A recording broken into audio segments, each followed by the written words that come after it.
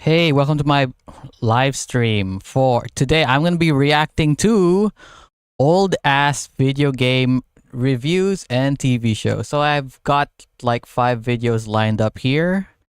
So I've got this old game trailer review of Sonic the Hedgehog 2006. I got an old episode of Cybernet here. I got a old review of Metal Gear Solid 3 Subsistence, also from game trailers. Then a TV show from the 90s, video game related, called Bad Influence. And then Ratchet and Clank Future, a GameSpot review.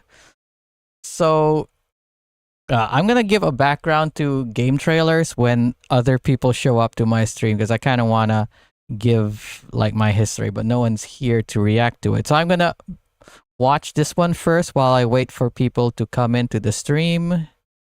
Am I even streaming? Let me just double check.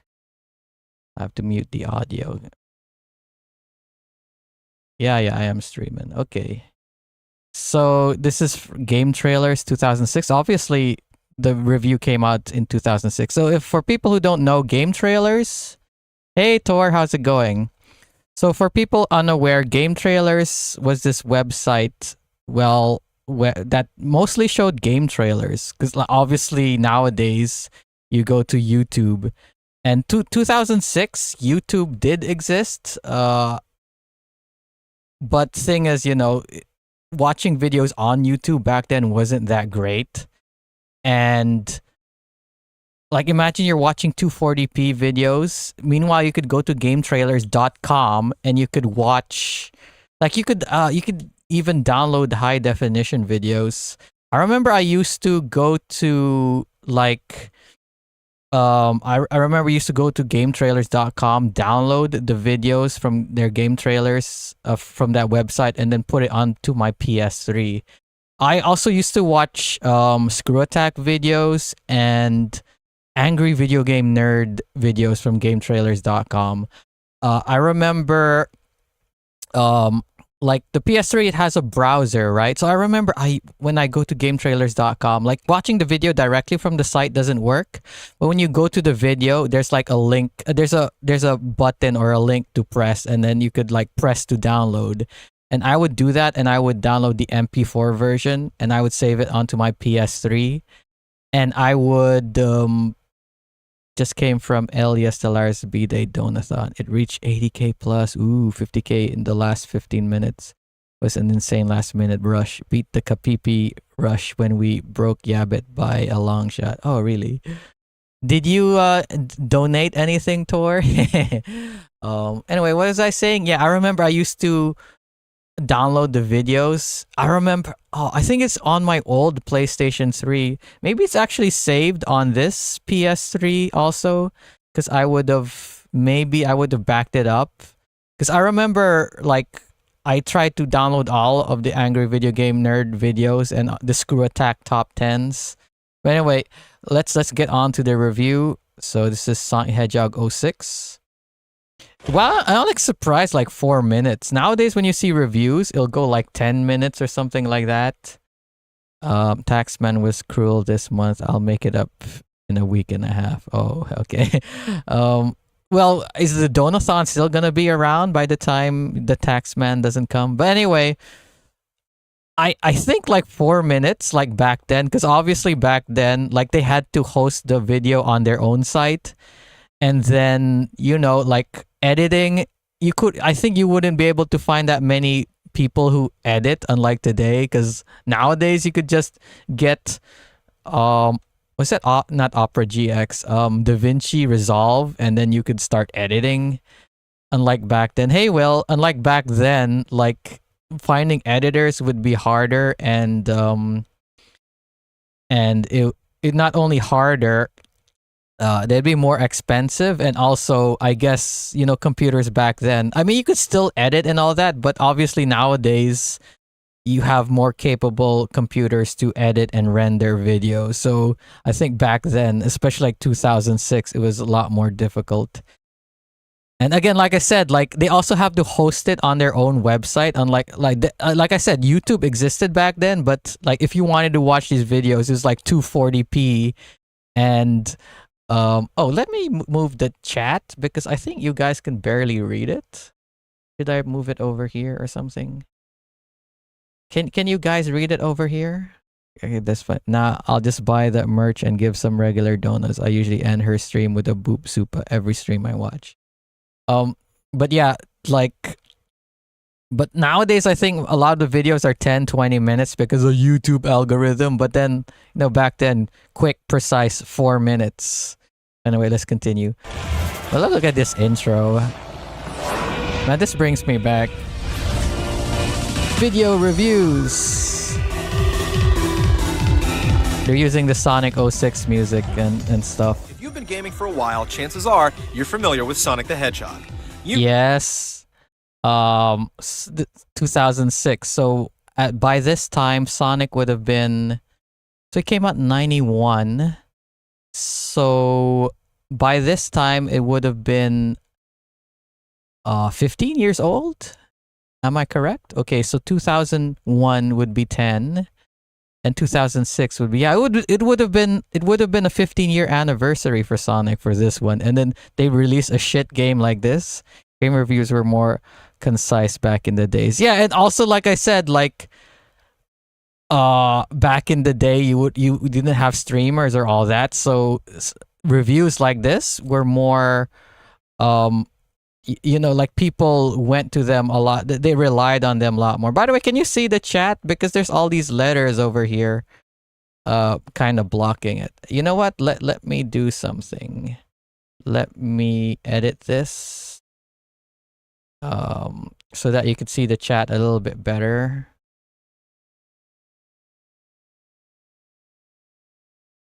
Let's make 200. Yeah, it was 500. Okay. Here, so that you can see the chat a little bit better. There we go. I remember playing the first Sonic game in my classmate's bedroom on his Sega. I wonder what this game will be like. I think my first exposure to Sonic was like the Adventures of Sonic the Hedgehog TV show, and then later on the Sat AM one, and then I saw it at a kid's birthday party, and I played the 2-player mode. And then later Archie Comics, and then the actual video game on Sega Saturn. So my relationship with Sonic has been very odd. It didn't start with the video games. Hopefully it won't be terrible that memed on for years and year-end. Windowed stream? Yeah, pretty much. Jammer has streamer UI, OMG. Anyway. You know, the blue guy with spiky hair, runs real fast, got his start on the Sega Genesis. He's an icon. You think in 2006 it would Sonic would need like an introduction like this, like, oh, he was on the Genesis, blah blah blah. Nowadays, do you think nowadays a lot of the videos like Sonic has had a rocky start through these years, especially 3D? Like, remember the Sonic Frontiers review is so friggin' annoying. It's like all these reviewers like always start the beginning of the video the same. It's so annoying. Like Sonic Frontiers, like it's sort of like it makes you feel like Batman kind of thing, like everyone was saying. Anyway, definitely, but does he still have it? If he does, he sure doesn't show it this time. Sonic the Hedgehog for the 360 is pretty much a big blue bomb. Oh yeah, that's right. This is the 360 version. The PS3 version was delayed. PS3 version was supposed to be a launch title, but it got delayed. Story. This game has a bonkers story. Traditionally, Sonic games are pretty light on story. Bald and traditionally, Sonic games have been pretty light on story. By the time this game came out, there were 3 Sonic games that had story. Friggin' Sonic Adventure 2, and Sonic Heroes. Yeah, I guess traditionally they had their light on story. If you don't count the Game Gear games, there's been like 4 or 5 mainline Sonic games. And I guess if you also don't count the Sonic R and all that, like that's that's a big chunk of this mainline Sonic games. 3 of them that had a story. Like Sonic Adventure 1 and 2 had a lot of story, but don't look don't look like Edman. Who is this cosplayer? They went for a way more realistic look in Sonic 06. That's why Eggman looks like that and why Sonic looks the way he does anyway. Evil Dr. Eggman is trying to collect Chaos Emeralds that will allow him to rule the world, and Sonic has to stop him. The new Okay, that's like, well, that's the story of a lot of Sonic games, but whatever. Sonic still has Eggman and the Emerald, but it also Eggman. Eggman. has time travel, an ancient prophecy of fiery doom, and Time travel. Sonic has had time travel since Sonic CD. implied romantic relationship between a human princess and a blue cartoony hedgehog with enormous gloved hands. Even they're saying it's kind of weird early on. Sonic is the girl. Okay then. Pretty ridiculous Okay stuff. then. There are a lot of characters. Knuckles the Echidna, Blaze the Cat, Rogue the Bat. Rogue the Bat! Rogue the... Hey there, Quandale Dingle. How's it going? Rogue the Bat! I remember even as a kid, I think a whole bunch of people must have had dyslexia back in the past because everyone was calling her Rogue the Bat when her name was Rouge. I even remember reading in the magazines like, oh, Rogue the Bat, Rogue the Bat. I should go back to those magazines and see if they spelled it Rouge and not Rogue.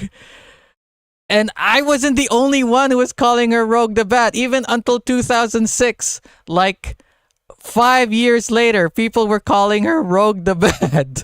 Has been some truly god-awful Sonic games, though. Hey, well, okay.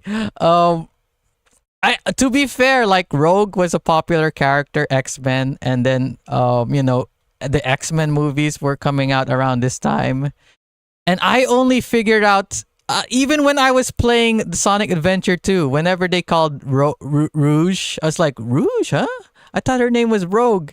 I only figured out how to pronounce her name properly when that movie Moulin Rouge came out. Jammer, be kind.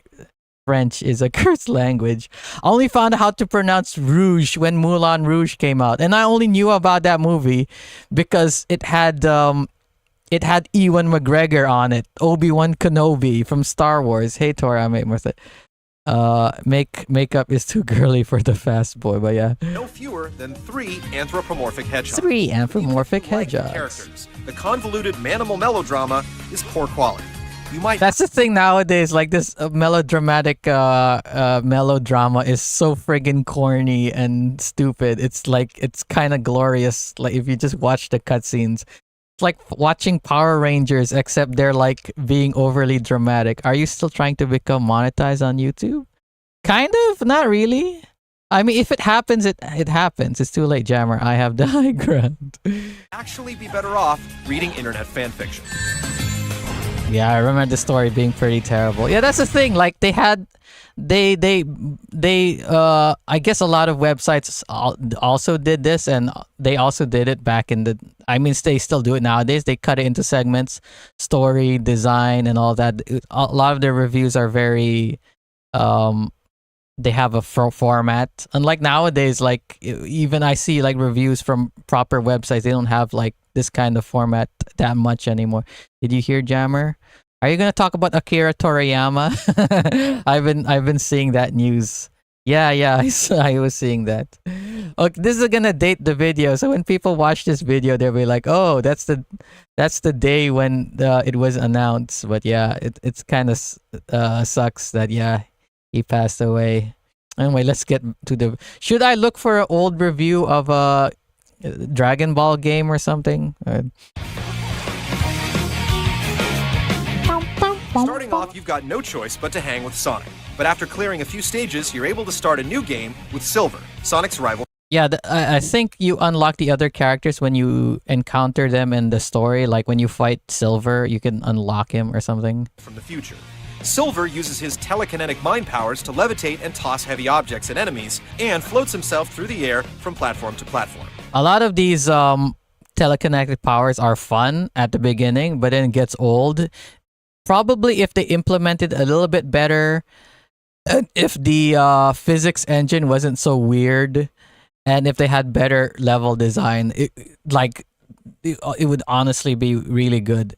Man, I remember when Alone in the Dark was considered peak graphics, how far we've come. I was at home using Bing when I found out he died. Ah, okay. Where were you when I found out? I was at the office, like working. I was at the office working high on friggin' caffeine because I drank milk tea in the morning.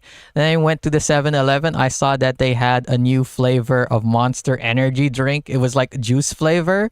So I bought that. So now I'm like friggin' high on caffeine. I'm not sure if I'm going to be able to sleep tonight. Even this Sonic title was a vast improvement over Alone in the Dark. But Jammer wants a Sonic game with Tears of the Kingdom physics. Got it, Jammer. Last up is Shadow, who skates along Shadow. and occasionally hops into various vehicles to show off his supposed attitude. By the way, I played this game on the channel, so if you're interested in watching me play it, I've played it on the channel. Yeah, it's weird that Shadow doesn't have any guns in this game, right? But he does have vehicles. Meanwhile, Shadow the Hedgehog has vehicles. Which alternate between cutscenes, action stages, and segments where you explore a city or other non-combat zone. Other than following the game's hints to progress in the main story, people around town like middle-aged man or police captain. Yeah, that's the one frustrating thing about the game is figuring out what the heck you're supposed to do. Jammer's going to be sleep deprived. Yeah, I think I'm going to be sleep deprived today. Will request your help. Robots need I drink that melatonin. Dogs need finding, small children need saving, and so on. There's a lot to do in the new Sonic, but are you going to have fun doing it? No, you're not gonna have fun. Shadow, no guns, blasphemy. By the way, I think Project 06 is almost done. I think all of the levels are done, but the boss fights aren't done. So basically, you're gonna have like the ideal version of this game coming out soon. Must be an Android. Interestingly, the best moments of the game are the times where you can literally put your controller down for 10 or 20 seconds and watch Sonic power through loops, grind rails, hit bumpers, and fly through the air. That's a complaint that people have in Sonic games even until this day. Touching the controller actually puts you at risk of dying. That's the thing. Like, remember when I was saying in the Sonic 06 game playthrough, even Sonic Adventure 2, is sometimes you don't, when you're on grind rails, you don't want to touch the analog stick. That or you hold forward on it, because like if you go off a rail and you touch it a little bit, he's gonna go flying all over the place. Jammer, did you have fun on this game? I guess I had fun. I had more fun with Sonic 06 than I had Sonic Unleashed, if you remember. Like, remember my rage when I played Sonic Unleashed, but... And actively playing Sonic the Hedgehog just isn't a whole lot of fun. Action stages let you do some running and jumping, push you through a few loops and ramps, and slam into enemies with homing attacks, but the twitchy controls and a frustrating camera twitchy controls. Unclear Man, this game was so friggin' rushed, and Yuji Naka left... during the development of this game, so it like one of the lead people working on it and rush development and all that is just spells like disastrous game. Well, speaking of tax, man, I found out yesterday my $70 USD investment in vintage wristwatches has grown by over 1,000%. Soon it's time to sell them. Maybe I'll keep one of them. Aren't you going to be taxed? What do you call that? You might be taxed by... What do you call that tax again? I friggin' studied tax accounting and I already forgot the term for that. If... damn it. What do you call that? Like when you sell like something like a house or land or a company and then you're taxed on the profit you make. What's that? Oh, whatever. Let's continue. God damn it! I'm supposed to know. I'm supposed to know what that's called, but I don't remember. I'm a bad accountant. But anyway, let's continue. It's easy to run off the track and come to a screeching halt. Or yeah, that's really annoying in in that game. Yes, very annoying. It can take a long time to build up speed without a boost pen. Doesn't apply for personal sales in Norway. It's funny. Like I studied UK tax. Like. Something like vintage watch might fall under what do you call that? What do you call that tax?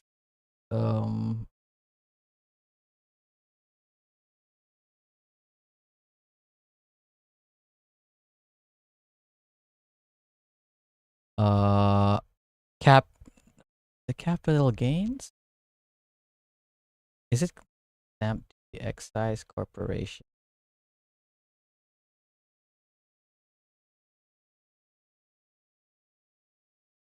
Oh yeah, in UK you might be liable under capital gains tax for that. Like it depends, but you might like it might be like if it's considered an asset, it might be considered capital gains tax. It because since you said vintage watch, because sometimes like paintings when you sell them you'll be under capital gains tax, and I don't know. Thor will get the profits from his investment. Then he hears a knock on the door. Lock you into a turbo speed run and are nearly impossible to control. It's the worst of both worlds, really, and you get Waste the of same those basic worlds. frustrations minus the high speed, playing as Silver and Shadow. In addition to borderline broken gameplay, there are loads Very of technical broken. problems. The breaks from the action where you wander around the town of Soliana show off the worst of what the game has to offer. There's a complete lack Yep. of personality and life. But there's no shortage of spazzy camera work, disappearing people and objects, obvious slowdown, and load times that constantly interrupt the Oh my experience. god, even Imagine back this. then they hated the load times. Was this game made by Bethesda? Someone asks you if you want to take on a mission. Broken Say gameplay, yes, he got and that move to a right. loading Yeah, screen. very The person right. tells you what you have to do. Another loading screen. You play and finish the mission. One more loading screen. One more The person loading congratulates screen. you. And then you're staring at yet another loading screen. You'd be Oh, hard-pressed to those find a game loading out there screens. with worse flow than this one. Starfield? But it's hard to believe that Sega would let him sink to this level. The new Sonic the Hedgehog is just flat out unfinished, unfairly difficult, and most importantly, Unfairly just difficult. isn't much fun. This is honestly a very good review, and they done it in like 4 minutes. It tells you everything you want to know, like what's bad about the game, and it's in like 4 minutes. Can't be Bethesda. There's no one complaining about taking an arrow to the knee.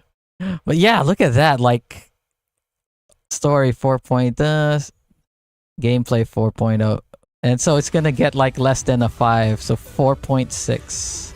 Like, ooh.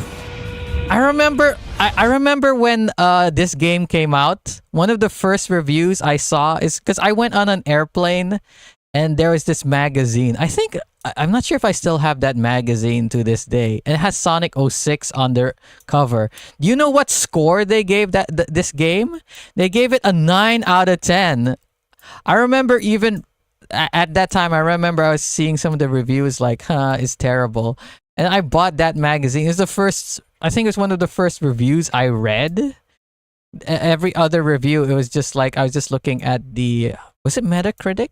Did Metacritic exist back then? I don't remember. But still, I remember I was reading that review on the airplane. I was like, what the fuck? 9 out of 10, really? I know, right? What? I forgot the name of that. I think, anyway, yeah. We'll go on to Cybernet next. But yeah, that's a good review. Like, very up to the point. So, okay, for those who don't know what Cybernet is, it was a TV show. I think they showed it in like late in the evening in the UK. But where I lived in Dubai, they showed it on Channel 33. It was like the it's like one of those free channels that you watch, with the old TVs, you have antenna and all that, right? And then you could watch channels for free. So Channel 33 was the only English channel that you can get. And they showed like Cybernet like in the afternoon. So I would watch this along with movies, a show called Movies, Games, and Videos. They're made by the same company and all that. Now we get an hour plus analysis of 3.5 minute DLC trailer. Yeah, that's true, right? So this Cybernet, like a lot of like you go and watch like Angry Video Game Nerd. He'll talk about Nintendo Power and that's how he got his news about video games and all that. And like people would get like Game Informer and all that. That's how a lot, like, how did, like, say Thor, how did you read about video games. How did you keep yourself informed about video games back in the day? Because for me, it was Cybernet, movies, games, and videos, and also Windows Magazine. So, now it's better or worse. uh, I guess it's better because, like you get more selection, but I don't know, like I guess like for the length and being succinct, like being like to the point, because they gotta stretch the review to 10 minutes. So anyway, let's continue. Oh yeah, I was looking recently. I just searched recently Cybernet, and there seems to be a channel called Cybernet. Did they revive it? It's in like, what is this? Spanish or something? Canal de Dado a Compartir Nesta something. Did they revive Cybernet, except they're using it's in a different language? Because look at this. I'm like friggin' surprised. Like, did they buy Cybernet and they revive it or something? That's kind of cool. It kind of sucks it's not in English. But yeah, that's kind of cool. Like, when did this channel start? It's already got. Can I see when this channel began? It's like, what the heck? Like, I was searching and see August 2020. Wow. Now that's better or worse, because they wouldn't do stuff without incentive. Games Master Magazine was one my go-to sources. Really? Yeah, this intro, they used it like from the first episode until it like ended in 2004 or something, or 2003 or whatever.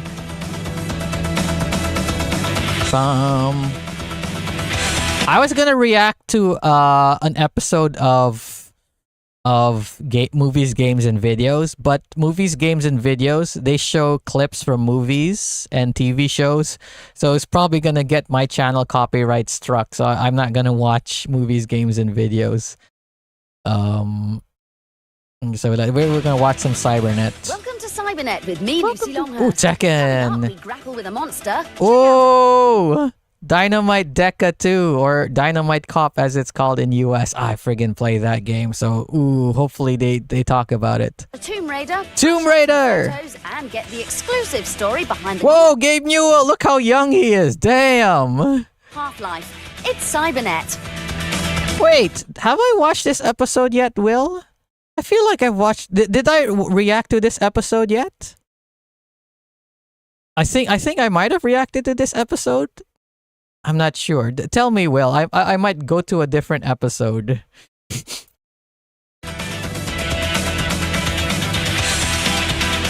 Because I remember I watched an episode where they interview Gabe Newell the last time I watched a Cybernet video. But yeah, the review. Tomb Raider.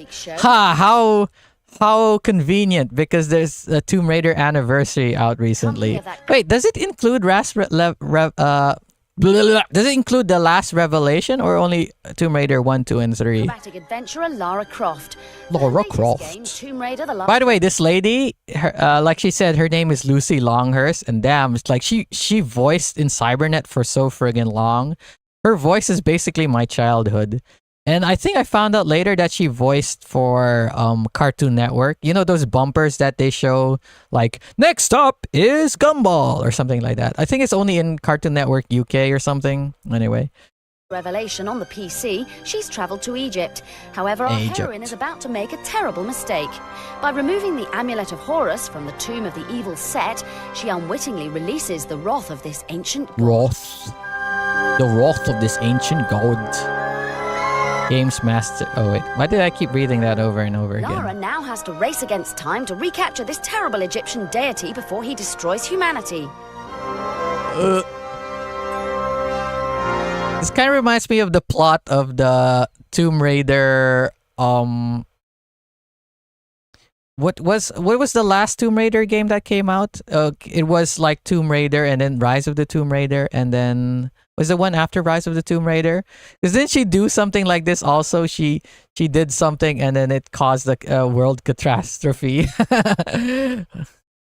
What's the third Tomb Raider game called again? Forgot. Luckily, our athletic explorer has some new tricks to help her. She can now climb poles and swing on ropes.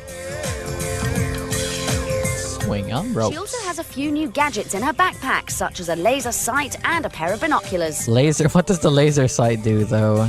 Yeah, binoculars. Oh, The game great. introduces new characters too, like the evil archaeologist Werner von Croy, who Okay, Pal Sharp and Saturday morning cartoons on Sky TV was part of my childhood. Learn English through him. Man, I'm old. started Lara on her career by training her in the art of tomb raiding as a young girl. The Last Revelation offers improved graphics, a greater emphasis on plot, and Of course, more it imaginative levels. However, includes some people improved may be disappointed graphics. that this title is a lot easier than Lara's last adventure. It also retains Man, I remember Tomb Raider 1 and 2 being so friggin' hard that I only played the demo and I couldn't get past the level that they included in the demo. I think for me as a kid, it would have been a godsend to have to play a Lara Croft game that was easier. But anyway. terrible controls that Oh yeah, Clara has been playing Tomb Raider. I should really watch her play make that. these games so frustrating to play. But despite that, there's no doubt that the epic plot and atmospheric visuals combine to make this the most satisfying Tomb Raider game yet. And the fantastic Lara is just as graceful as ever. What's the game after this? The bad Tomb Raider game that basically tanked the series. Remember Lara's triangle titties being peak graphics, Elma. I remember there was an ad in a magazine for the Tomb Raider games. I don't remember what it was, but it was basically her bra. It was basically showing how big her titties were. Because you know how back then the monitors on your computer were really big and all that, right? So having the bra kind of covering the monitor, it's like, wow, them's gotta be some big titties.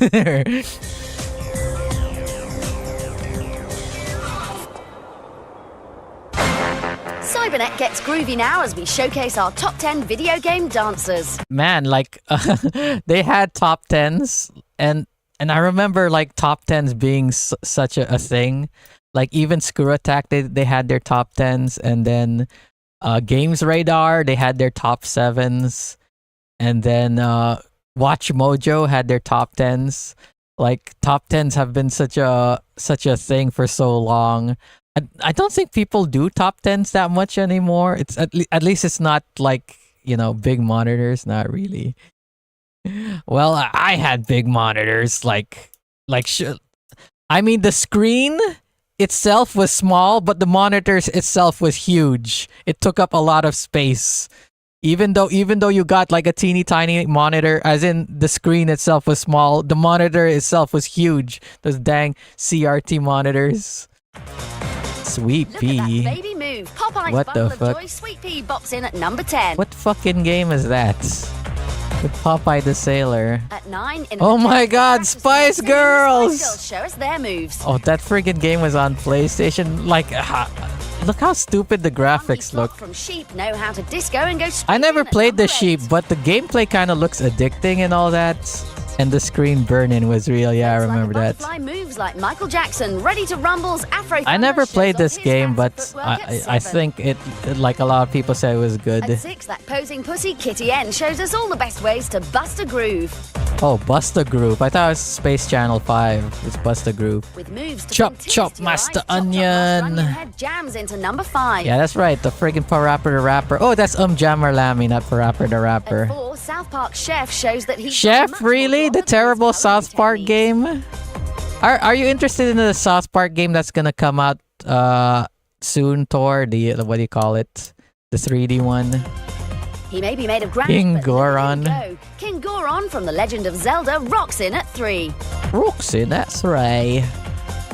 At number 2, a digital David Bowie displays Oh some my very odd God! moves as Bond. This is the David Cage game! I forgot what it was called, but it's David Cage. It's like friggin' early David Cage before he became infamous for Indigo Prophecy or Fahrenheit, whatever it's called, and then later on with Heavy Rain. But this is a David Cage game. From the Nomad This is Soul. David Cage. But at Oh, number Squall 1, and Riona. Oh, it's 1999. That's right. from Final Fantasy 8 was out around that time.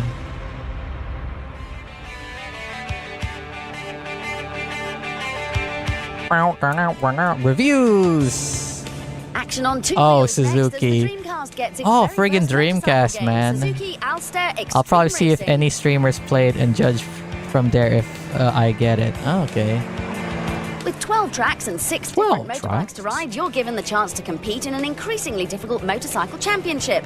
The aim of the game is to become good enough to race for the legendary Suzuki Alster team. I'm not sure if I could give any feedback on this because I don't After play all the big motorcycles and I motorcycle never games we've seen played recently, this one seems a strangely this old-fashioned game. affair. Instead of driving around I real racetracks, I you get think the I'll just chance let to the video cruise by play some likely because you know, locations, like such what as the through a fuck. canyon or along the beach.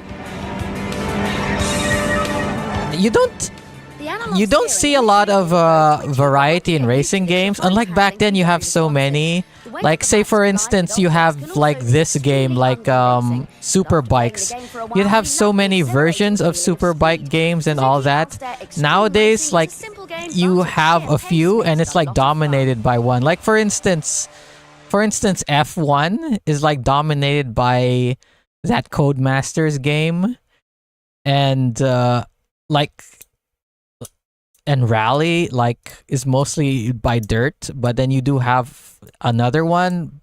But like back then you would have like multiple like rally, even just for Rally you'd have multiple. Why do I have 0 concurrent viewers? Okay, I got one. Are you guys still watching? What's going on? Oh, golf. PGA European Tour. Death Race 2000 was a good one from If that's the case, then yeah. you might be excited by PGA European Tour Golf on the PlayStation. PGA Tour. Oh, so Tiger Woods is not part of the game yet? It's just called PGA Tour? Or is this like not? Recreate the action of a real PGA Or is this like? European Or Tour was this? by Is this featuring game all the official competing with the courses and Tiger venues Woods the series? world's Because top I players. swear by '99 that Tiger Woods was in the Have the option of playing a PGA quick game Or a games. full championship, and the Maybe- timer creates a good Oh yeah, it's not the one made by EA, because the one by EA is like what do you call it? The models, they're like pictures of people, and then like, you know, they're in the 3D world and they're like flat, kind of like imagine like Mortal Kombat where it's like pictures of people, but this one it looks like they're 3D atmosphere models. thanks to some excellent So I think Tiger Woods was a separate. Yeah, I think from the looks of it, it looks like it is definitely separate Must have had series. his carrot juice this morning. Did they show what game company made this? Because it's I guess it's not the EA one, because the EA one had Tiger Woods. Or play during the night, it's unlikely to appeal to casual golf fans. But if you've always dreamed Casual of playing golf a PGA fans. European Tour, this could be your chance. As long as you I kind of wish that they would give the developer as well, not just the name of the game. Because, you know, sometimes like, oh, EA Games or whatever. Oh dear in the bunker. dearie. But yeah, it's too late to complain, like now 20 something years for the too late, creatives because out Tiger there. Woods had some not realistic features, Taking yeah. photographs is a popular pastime, and now, thanks to a new wave of Popular high-tech lost digital time. cameras, there's never been a better time. Oh, to use a fucking digital camera in 1999. What's the resolution of this fucking camera? Ah. Man, if only they knew how popular PC to photography help would with your become. pictures. Here's Cybernet's basic guide to perfect pics. Perfect pics. How many photos Firstly, can you forget take about with using that? Conventional photo film. On most digital cameras, you can view the picture straight after it's taken, and Oh, then that's decide cool. whether to keep it or not. Oh, they had previews back then. That's good, I guess. I think my uncle actually owned this camera. I'm not sure because it looks familiar. Because he probably like 4.1 megapixels or Images something. are stored on a smart card. Smart you can then insert card. this card into a floppy disk, and with the help of a basic You program, still have to use a transfer your floppy work to a disk thing? computer. How many megabytes is that? If you put it in and it makes it think it's a floppy disk. Wait, how much memory does a floppy disk have? Floppy disk. 1.4 megabytes. Oh my gosh. That's like less than one photo 10, 20 years ago. Size of one photo. Another option is to scan the card by simply plugging the camera straight into 7 your and PC. 1.44. Is the 720 KB, is that like the big ass floppy disk? Because a lot of people, they call the diskettes, the 1.44 one, they still call them floppy disk. But I always thought the floppy disk were the big ass ones that are actually floppy. Photo suits. Now that you've got your images on screen, you'll need one of the many packages around to apply those finishing touches. If you have a special picture that you haven't captured digitally, then this software also lets you use a scanner. Oh, scanner. Man, I remember like using scanners so much back in the day. Especially my older brother was getting into Adobe Photoshop and all that, and like when he was a kid, when he was younger, he would like, "Oh, can I have a scanner, please, mom and dad," so that he could scan his drawings into the computer and all that. One raw file from my phone, upwards of 50 MB plus. All the tools you'll need Yeah. to touch up your photos. Amongst other things, you can brighten up or enhance any unclear snapshots and also remove any scratches or blemishes. Apart from tidying your pictures and increasing their quality, you can have fun with the special How do you remove the effects. scratches or blemishes?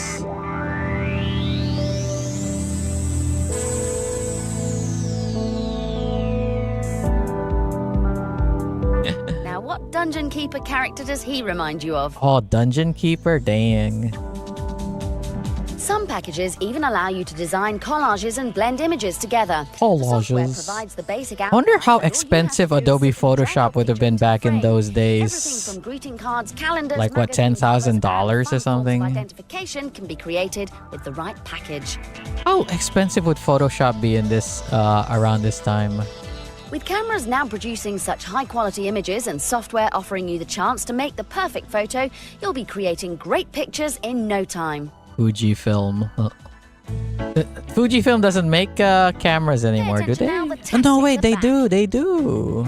Right? They even make those like Polaroid style cameras, right? Where it'll print out the photo. That's Fujifilm, right? Or am I thinking of something else? When Pong arrived in arcades over 20 years ago, no one could have guessed how popular video games would become. This classic Friggin' title was Pong? recently They had a updated reboot on of PlayStation Pong and back released then? live with 3D graphics and tons of crazy obstacles. But if This you're actually looking looks for kind a of modern fun. version, we've got But then some this keys to actually unlock looks all like of one the of those cheap ass compilation games. R1, Oh, they're giving L1, cheats. and Okay, R1, Fujifilm and is still then very retrieving much the game. in the This camera code game. will allow you to access They make those like my brother's really into those like where it prints out the camera. Fuji film camera. Right? They make the cameras. Oh wait, no, even oh yeah, my brother also owns a Fuji. Yeah, this one, right? This is the one that it'll print out the photo, right? And also my younger brother actually owns a Fujifilm camera. I'm not sure if it's this one, but basically it looks like this, like an old ass camera. And my older brother and my sister have these cameras. Yeah, those small photo prints. any Yeah, level, including the 3 classic black and white Pong versions. black and white Pong versions. Why am I making fun of her English accent? Pikachus and wallow in pure computer nostalgia. Did she say Pikachu's? What? I mean, to be fair, it's 99. Pokemon was a thing back then. I think Pokemon was actually more popular back then. You have good sensors and glass and an underrated brand. Yeah, pretty much. Review. Oh, Dynamite Cop. I've actually played Dynamite Cop on my channel. I'm not sure if I played the whole thing, but yeah, it's actually one of the live streams I have that has the most views for some goddamn reason. I think like that not that many people have played through it, so that's why like if anyone's interested, they actually go to my channel to watch it. Bruce Willis is the best actor in the world. If you do, check out Oh. Dynamite Cop on the Oh, wait. Dreamcast. That's Again, right. Dynamite Deca 1 was a Japanese game. But when they brought it to the West, it was actually Die Hard Arcade. It was actually one of the Die Hard arcade games. So that's why when Dynamite Deca 2 came out in the West, they just called it Dynamite Cop because like again like the original Dynamite Deca or for the West was Die Hard. So you're going around punching dudes as John McClane. It's got more stunts and fights than your average Die Hard movie. I remember I played this game for hours, but nowadays when I play this game, I can only like play it like after an hour. I'm like, that's it, I'm done. This game is not that good. I remember playing this game on the Dreamcast and then seeing it on the arcade, and I'd also play it on the fucking arcade. It was one of the very few games in the arcade that I could actually get very far in with one life, because obviously I practice it a lot at home, so I knew how to play it and all that. But Obsessed combat game. The plot is really rather simple. The president's daughter has been kidnapped by a badly dressed madman, and you've got to get her back. badly dressed madman. The badly dressed madman doesn't even have a shirt on.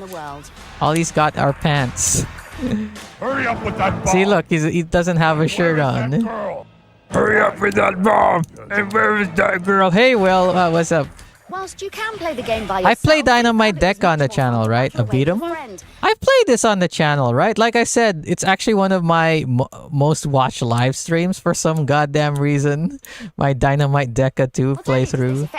I remember embarrassing my dad in Sekiro Rally Championship Arcade. He was not a happy camper. Using it as a kind of large club. Man, I remember one of the arcade games I loved playing was Jurassic Park Lost World. Man, I love that game. There's like two versions of that arcade game. There's one which is just like the regular stand-up arcade one, which was actually harder. But the proper one where you go inside and it has a chair that moves is actually easier. And you could actually finish that game. It was more expensive, but you could actually finish it. But I remember when I played it, and I remember I got to a part where I had to use the gun to shoot a grappling hook. But unfortunately, I didn't know what to do, and I missed. So the game would just like stay there put, and because the grappling hook missed. So it's like, oh, game over. If only I played it properly and got past that part, I would have actually managed to finish the Lost World arcade. Ghouls and Goblins arcade was a good one, but oh man, was it hard. Yeah. That's the thing also that annoys me, and which is really funny about playing this game if you play multiplayer, because you could beat up the other player, and sometimes when they're on the floor, you could actually, they showed it over there, you could pick up the other player and you could bash the enemies with them. There are elements of this game that are super fun. Again, like I said, nowadays if I play this game, I'm just gonna play it for 1 or 2 hours and be done with it forever. Isn't that the game you need to finish like 3 or 7 times? Ghouls and Goblins? I thought there was only twice. We completed it in under half an hour, and whilst there are 3 different routes to follow, together with a survival and versus mode, it just doesn't keep you interested. See, like, if I was a kid, I wouldn't have agreed with the review because I played this game so fucking much as a kid. But now I'm like, I agree totally. Like, you could finish the arcade mode like in 30 minutes because you have infinite lives. So, consider this a double dragon clone. Pretty much. But yeah, it's an arcade game, and arcade games are like quick. So grab a pen. Oh, competition time. Okay. Oh my god, look at that PlayStation. 99. I think they didn't. When did the DualShock 1 come out? DualShock 1. So the DualShock. When did the DualShock 1 come out? 97. Okay, so why are they showing the old one? Because the release version of the PlayStation didn't have a DualShock 1. It was just this one. This is just the regular one. Consider this. Okay. Hi. Hey, champion. How's it going? Copy of MTV Sports Snowboarding. MTV Sports Snowboarding. So here's your chance to speed your way into the Yeah, pretty much React streamer. Hey, Joel. How's it going? Remember when game trailers were animated and not just gameplay? Fun times. Yeah, pretty much. Like, I was watching like a GameTrailers.com review. We're gonna watch another one after this. So if you wanna watch another old game trailer, just stick around, champion. It's going well. Yeah, React streaming, watching old ass reviews. I'm good. How about you? To win this prize, call on. I think I said this in the last time I talked about Cybernet, but since I have more viewers now, I remember as a kid begging my parents to call this number. We wanted to call this number so bad. Yeah, we're gonna play some Pokemon Unite later tonight. I remember begging my parents to call this number. But the thing is, like, in Dubai, I think they would show these episodes like at least a week late, probably a month late. So not only was it a UK number, like abroad, but it would be late. It would be like we would try to imagine if we tried to call to try to enter this contest, we would be late by at least a week or a month. So when we call, we give them the answer like, oh, sorry, you're too late. And we would boost up the price. Dubai. Yeah, I used to live in Dubai, but now I don't. But yeah, anyway, let's continue. Our number and answer this question. What is the name of the famous cyber babe in the Tomb Raider games? Is it A? I mean, you just showed a preview of the Tomb Raider Last Revelation, so obviously people know the answer. It would be Lara Croft. Laura Ashley. Lara B, Ashley. Lara Croft. Croft. Or C, Annabelle Croft. Annabelle Croft. If you think you know, call 09009. Man, like I said, friggin' remember begging me and my siblings would beg our parents to call who is Cyber Babe. We'll put up the question and number again at the end of today's show. So get dialing and good luck. Get dialing and good luck. Coming up, we go racing at Monaco. Check out Oh, the new another Half-Life racing and game, see some Half-Life. multiplayer mayhem. Everybody knows this. I'm getting that free PS1. Get that free PS1, man. Don't. I was supposed to go cut the commercial. No, it's mine, champ.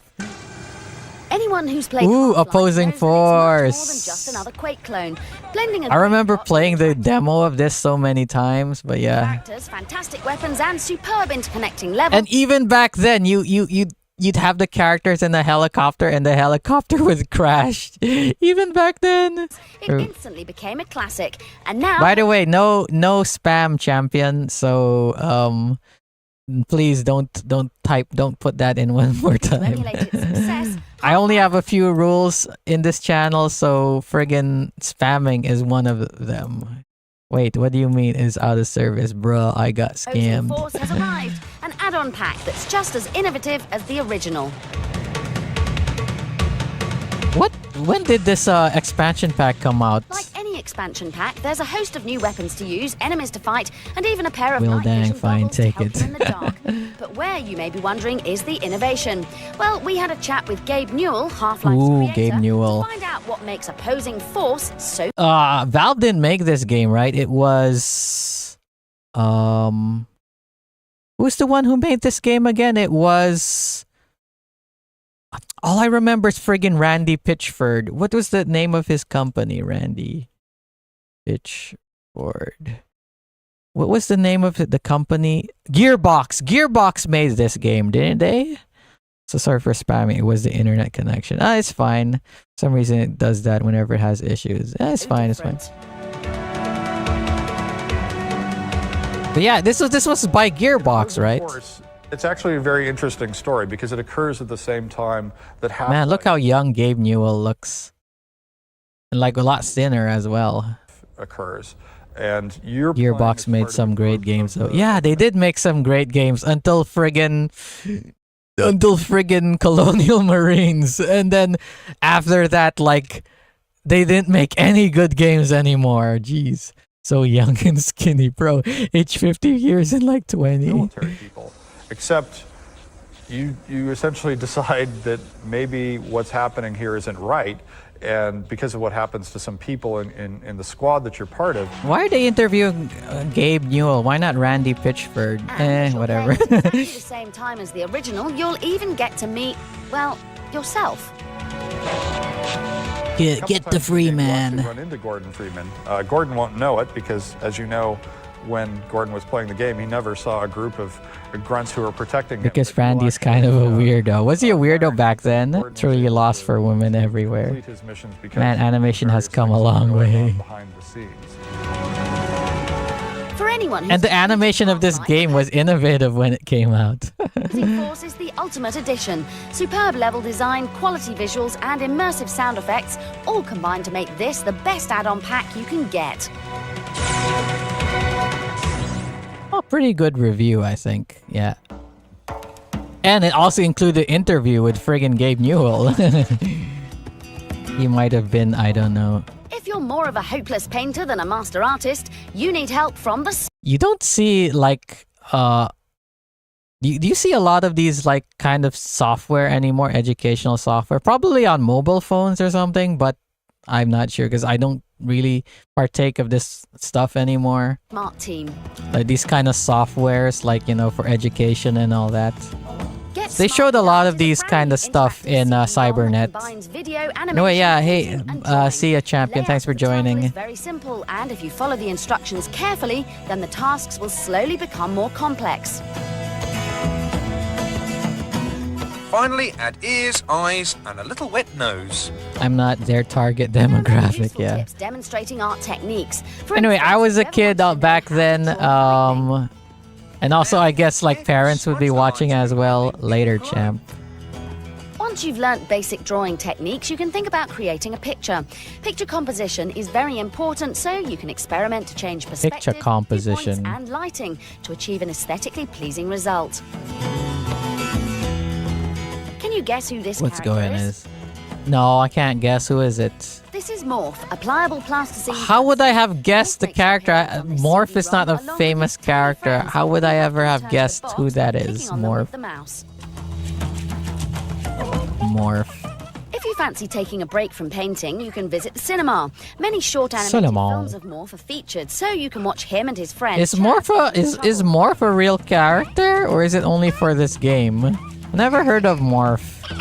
It actually looks like a proper TV show, so it might be actually a real character. Be right back. I have to answer the door. That's If you're fine. serious about improving your artistic skills, then Get Smart with Art can do just that. Get The Smart simple yet with Art. essential techniques featured will get Oh, you it's the well name on of the way the guy in the game, Art. Is that the joke? What is this? It's probably from the game that they're gonna review. More De reviews now, and facto. it seems that every Oh, console another needs at friggin' least racing two game. Formula 1 Oh, games. Dreamcast no again. This exception. is before my time. I was a kid. This was 99, so I would have been 11 years old by this time. Feels slightly unrealistic. It has just about everything else. So yeah, I would have been 11 when this Getting rid of episode basic came options, out. The simulation section has enough detail to make any F1 enthusiast happy. Every Dream possible gas, part of the man. car can be customized, and you'll even experience mechanical failure during a race, just like real life. The graphics are incredibly realistic with great-looking circuits. and Incredibly beautiful cars. realistic. This attention to Yeah, for the detail time it really was, is part but of driving fans. but still, like Handling stands out seeing too. this nowadays Takes is a while like to get it's used to, but funny. it does become very You rewarding. get better Even the you get slightly way easier more better arcade mode, graphics on your smallest fucking mistake will phone. see you spinning off the track. Probably get better graphics in Roblox, If you right? want to test your driving skills to the limit, Monaco Grand Prix 2 will do just that. If you're after instant fun, you may find it disappointing. You guys ever play these F1 games? I was never into them. Onto a game where It's you mostly still get to GTA drive fast 2. cars, but Oh don't my necessarily belong to you. god. The sequel to the hugely successful but highly controversial GTA has arrived. GTA and so once again, GTA it's 3 a is chance to be back. 2001. So 2 years prior. Wow, these physics must have been pretty cool at the GTA 2 time. is Yeah. visually superior to its predecessor and offers you many more Yeah, I've opportunities always to loved cause racing chaos in the games. city streets. The aim of the game is to win respect from 3 rival gangs. You can do this by performing various tasks or jobs. Tasks or jobs. After a while, the action does become repetitive and can be quite violent at times. But the missions Quite later in the game violent. can vary and will require some thought as well as skillful driving. Oh, GTA 2. I never played any of the original ones. GTA 2 Not is even a worthy demo sequel, of and them. Car-crashing fans of the original will be fighting to grab a copy.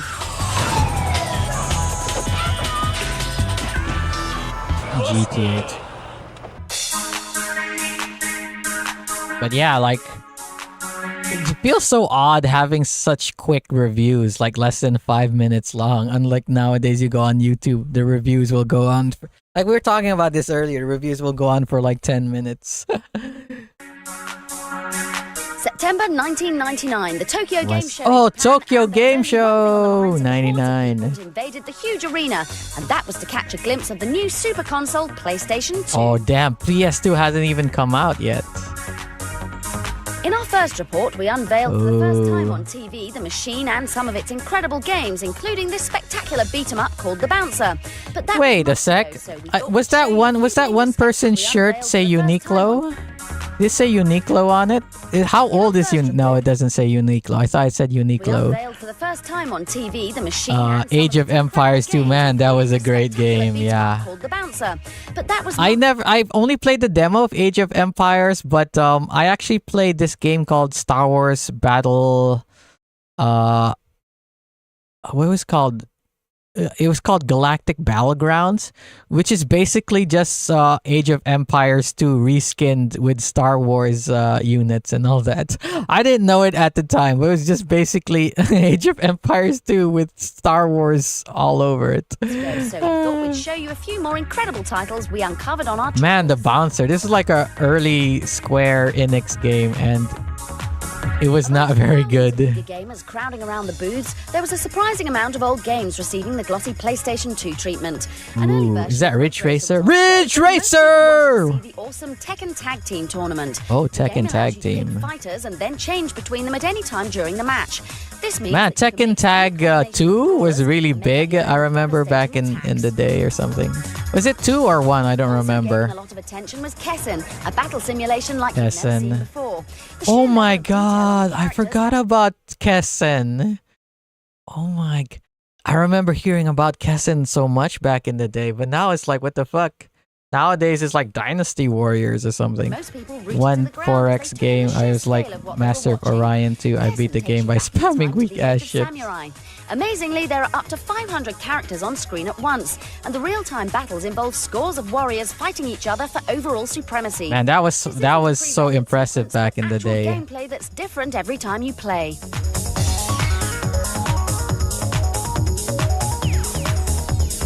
One of the more original games was this musical adventure that probably owes its inspiration to the pop group What? the Spice Girls.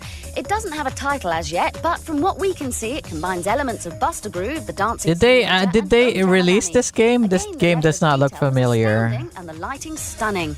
But not Wow. everyone was so impressed. Not everyone was so impressed.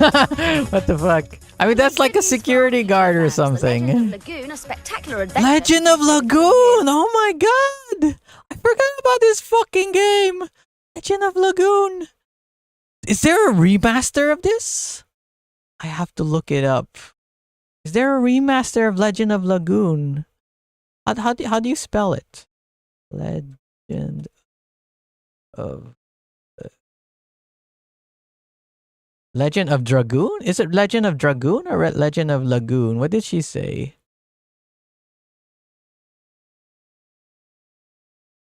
I remember seeing this cutscene so many friggin' times because back then, like, there's like, wow, this is so impressive, and they show it again and again. PS2 was one of Sony's master strokes of marketing. They put a DVD player in so many homes, and in doing that, they helped make DVDs a viable option for movie distribution. Yeah, because a PS2 cost around the same as a DVD player back then. So not only were you getting a PS2, you're getting a DVD player at the same time. Hopes to better even Final Fantasy and looks amazing. We'll have more. Did she say Legend of Lagoon or what? Legend of... Wait, let me look it up. PS2... Legend of... Was that Lagoon? Or Dragoon? Legend of Dragoon. It says PS1. Was Legend of Dragoon on PS2? Gameplay is perfect on original PS2. What? It's not Legend of Dragoon? What game is that? 2000...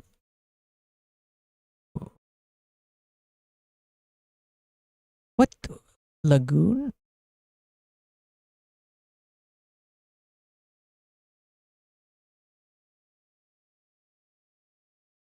Legend of what?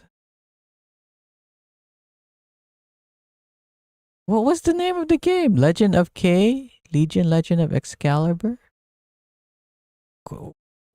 What is she saying? Legend of what? Let me turn on closed captions. Legend of Lagoon. What's Legend of Lagoon? Is there even a Legend of Lagoon? Why is it always going to Legend of Dragoon? Because Legend of Dragoon is a friggin' PS1 game. Did Legend of Lagoon never come out or something?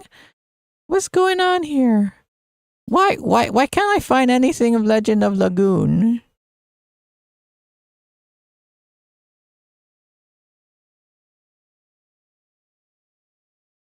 What the heck? What is the name of the game she's talking about?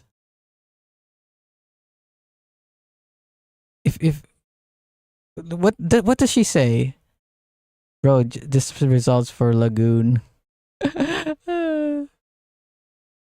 Jamalami. Again, the level Legend of Lagoon, a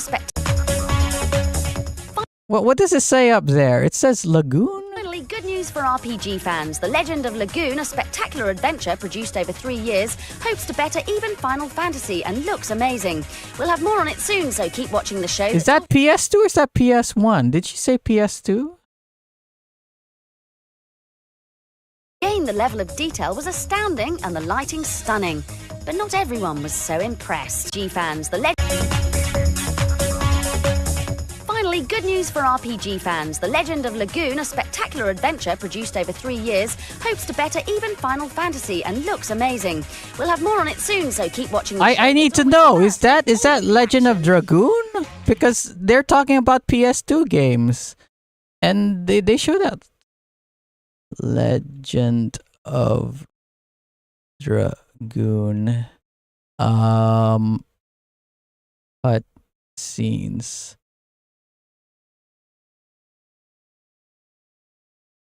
Let me see. Is that actually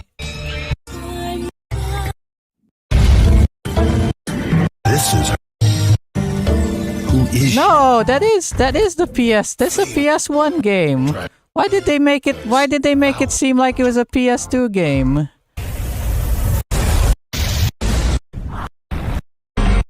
Friggin'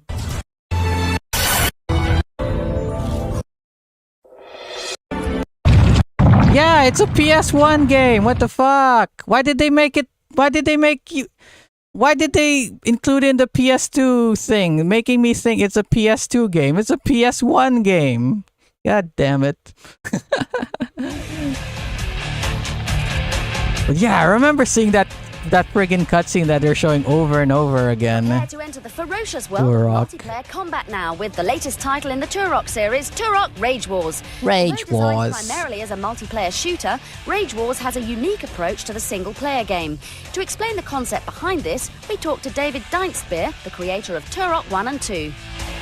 At the tail end of So this is another game? the pieces of the multiplayer Man, fall into Acclaim, place. goddamn. Stack of things When did that you wanna Acclaim add, go so, under? Because like, I man, decided that we Acclaim could made so create many a friggin' multiplayer games game back for in the Nintendo day. 64 that could stand on its own. It was like Activision and Acclaim back in the day. And features a superb array of weapons, some old and some very, very new. Now what? Now I think it's like nowadays it's like Ubisoft and THQ Nordic or TH whatever.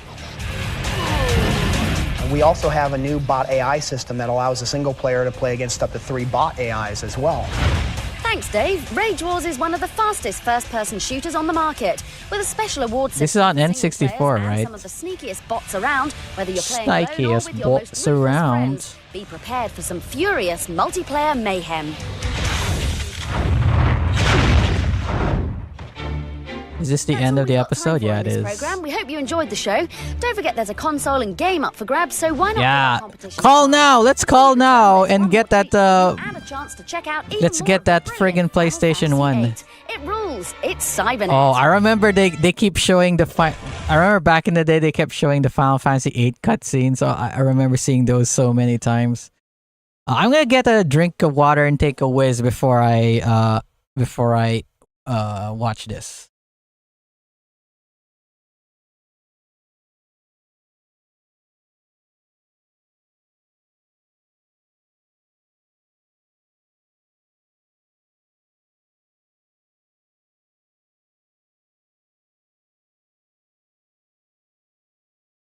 You know what? I don't want dead air. I'll let the review play and I'll come back and watch it.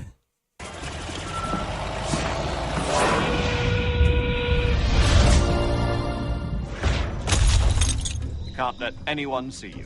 Following the special editions of Fable and Devil May Cry, the third installment of the best-selling Metal Gear series solidifies its position at the top of the genre it helped create.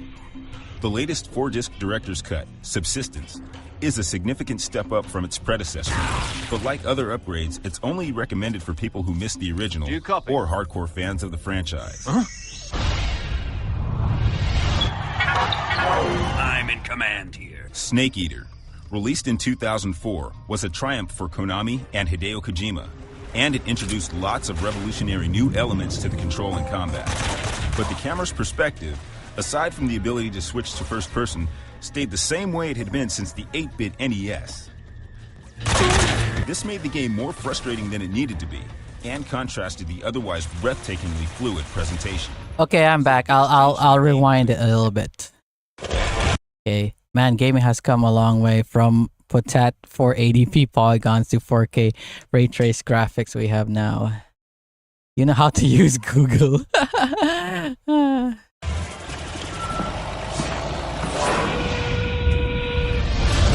I remember all those old intros. Can't let anyone see you. Following the special editions of Fable. Oh man, this review doesn't have the regular guy who voices game trailers. Because this is the guy who normally voices the game trailers. He sure doesn't. It's this guy. I think he actually still does the voice for Easy Allies. Let me look up Easy Allies.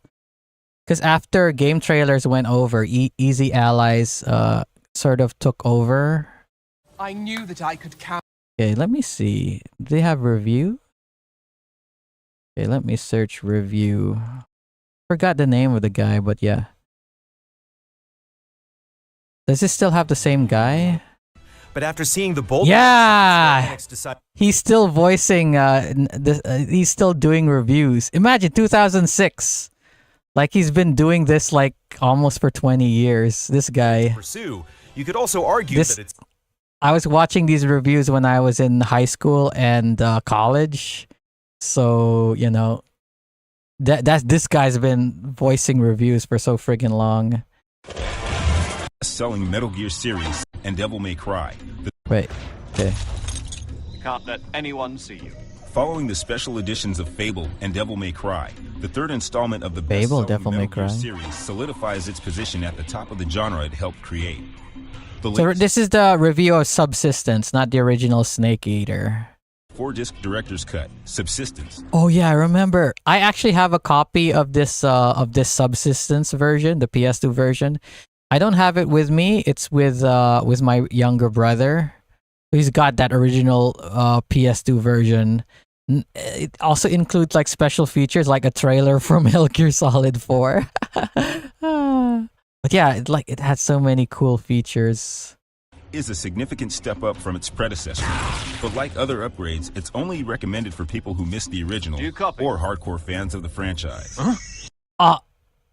Honestly, I would recommend if you're gonna get the PS2 version, get the Subsistence version. It's significantly better than the original Snake Eater version. Maybe if the Subsistence version is really expensive because it's like a special edition, has like 4 disc, and it's more. I think it sold less than the original Snake Eater, but this is the version you want to get.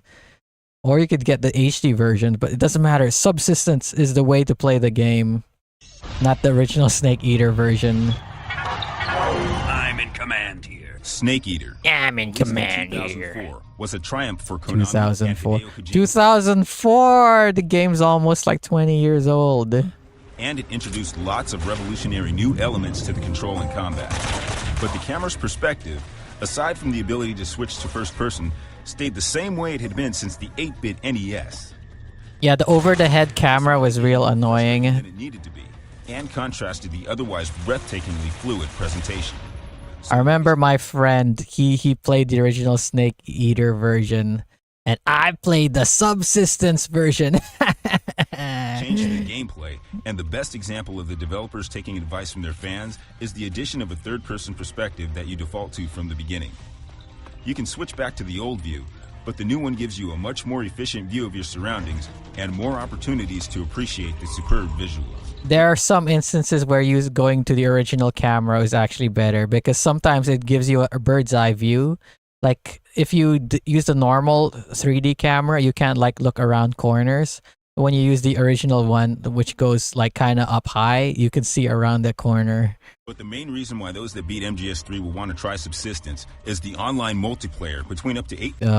That's the thing of the online multiplayer. You had to buy a separate modem. Sorry, not a modem, like a LAN thing for it. And back in the day, well, I think by the time this game came out, I think I might have had, was it? I forgot what they called the internet back then, but it wasn't dial-up. It was like faster. But the thing is, with that internet we had, it was connected by USB, I think. So we had no way to connect it to the PS2, even if we had that internet hardware for it, because we didn't have the thing we had didn't have like a LAN port on it to connect to stuff. So I remember, like, if I wanted to use the internet, like, we had two computers, so if I wanted to use the internet, I had to like take the thing and bring it to the other room. Terrorists or secret agents. It includes rescue, sneaking. So I never got to play this multiplayer. Xbox 360 was the first true online multiplayer capable console in my book. Was it the first Xbox like online multiplayer? It had like Xbox Live. Like you could play Halo 2 online and all that, remember? And also like Rainbow Six, whatever it's called. But I remember the original Xbox was the one where even my brother was playing it online when he lived in Australia. When he was studying in college in Australia, he had the Xbox Live subscription. Person, but you can I forgot about that one. I had the crystal version of that. The trouble is, you can't move in first person, which veterans of MGS3 will understand and enjoy implementing online. But those used to other PS2 action shooters, like SOCOM, might need a while to adjust. While online is a first for the series, and it offers a multiplayer experience. I think the first time I played a multiplayer Metal Gear game was Portable Ops. Playing it competitively, and then later Metal Gear Solid 4 online. Design. Subsistence is exclusive to the PS2. The same system that's exclusive PS2. Not anymore. New version's graphics, but it's still one of the best looking games on Sony's current gen console. Current gen. Hold up despite being given the ability when did Subsistence come out?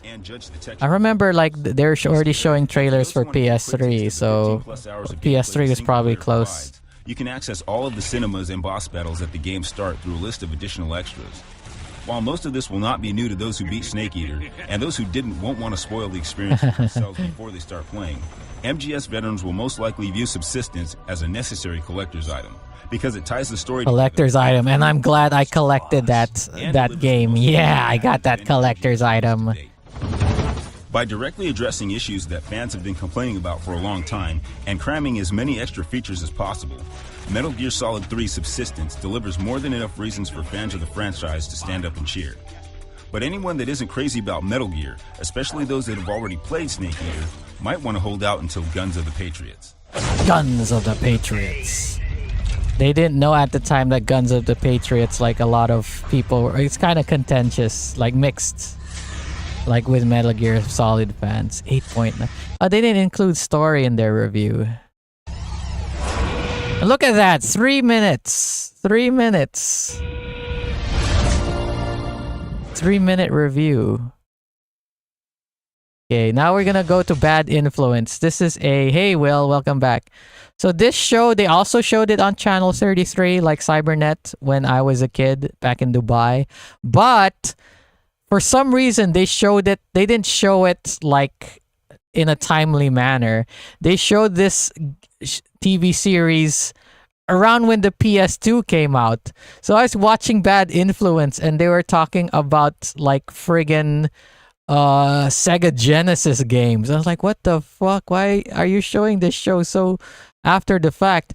And the only like one of the things I remember the most about this show when I was watching it is one of the presenters wasn't impressed by internet technology back in the day.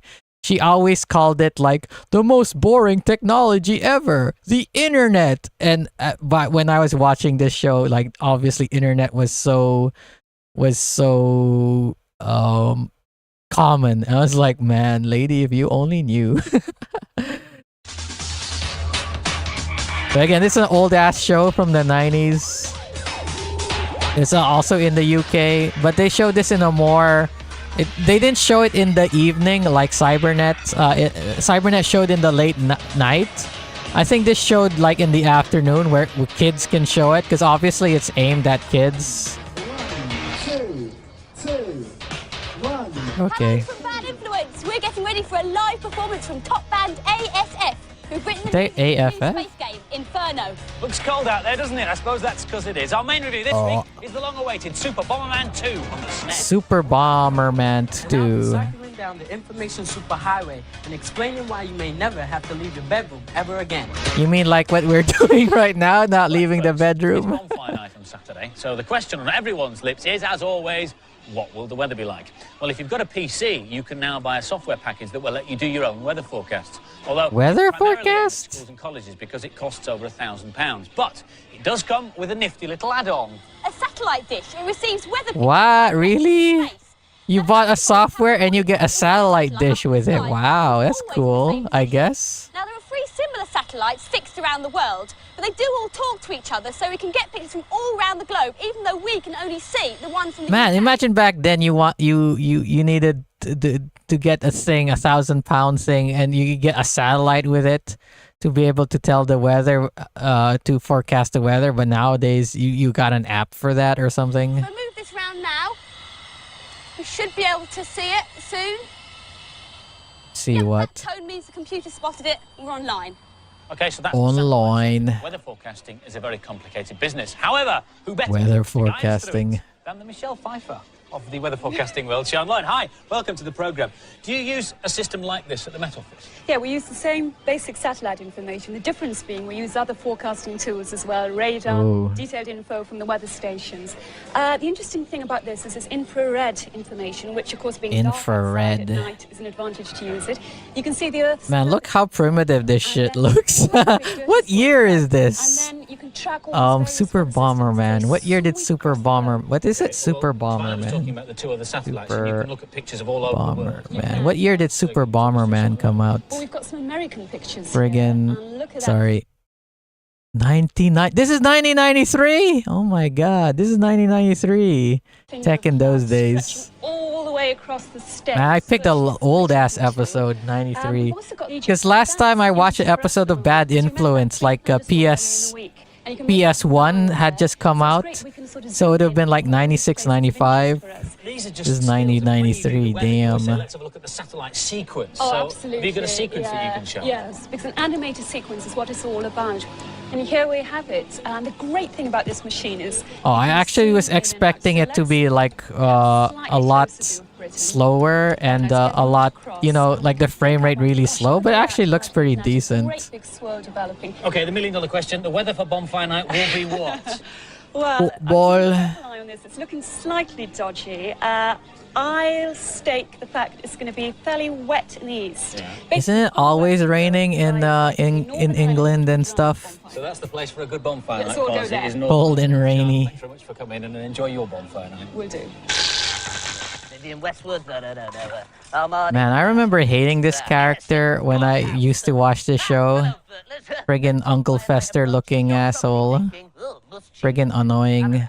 Now, I've been looking through my collection, and I've chosen this one. This is my favourite anorak of all time. I think it's an anorak. Have you heard of the Ring of Copper the US sent to space? No, I haven't. Whoa, up, stop! Oh, you have to be really careful. Can I fast forward through this? Down. Oh my fucking god. Now, on with the cheats. This one's for... Oh yeah, that's right. Like I think the other reason why I didn't like this guy is Because his segment is kind of pointless to me because he's giving game cheats. Because when I was watching it, obviously you could just look online for cheats, or heck, even you'd have the cheats on magazines or whatever,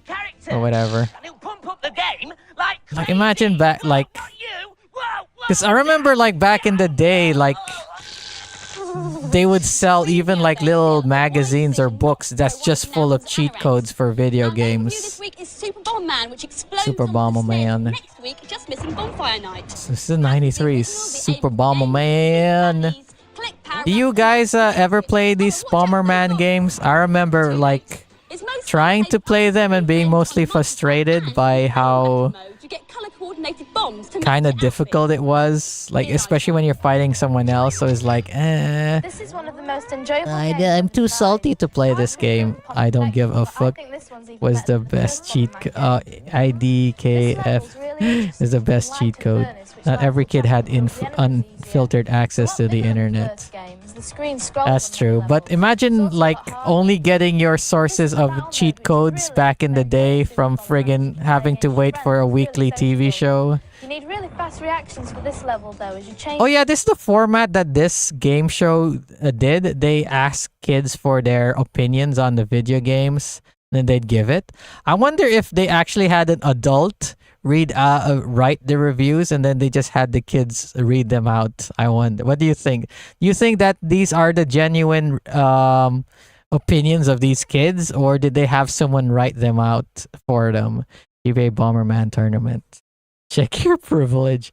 Anyway, like I said, like back in the day, I remember like seeing all those cheat, like you just go to the magazine stand and then they would sell like books just for cheat codes for video games.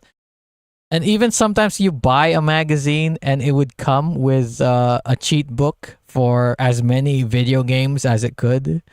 Imagine they said the game is poopy. Brilliantly addictive. If you haven't got the first one, you must get this.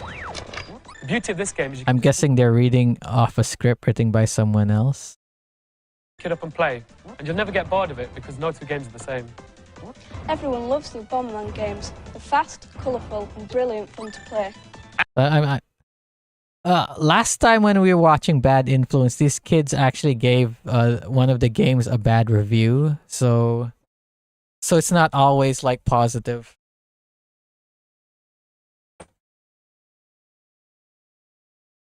Okay. Yeah. These are not kids making these. And the scores for Super Bomberman 2, both the boys and the girls gave it an explosive 4 out of 5. 4 out of 5. That's not bad. Super Bomberman 2, a great game, and had it been an original, it would have got 5 out of 5. But because it's a sequel, our panel decided to mark it down by 1 and give it 4 out of 5 if you disagree. But sometimes sequels can be better than the original game. But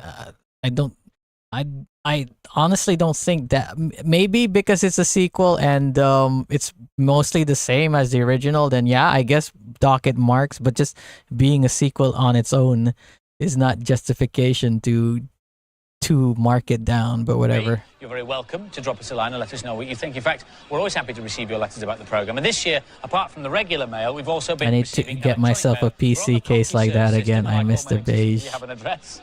Ours is really catchy. It goes as follows: 100-302.1207 @CompuServe.com. What? And our PC has got a modem built in. Is that his friggin' email address? A modem is the bit of kit that allows you to send and receive characters down the telephone line. I'm live on the system at the moment. Oh, is he explaining friggin' how email works?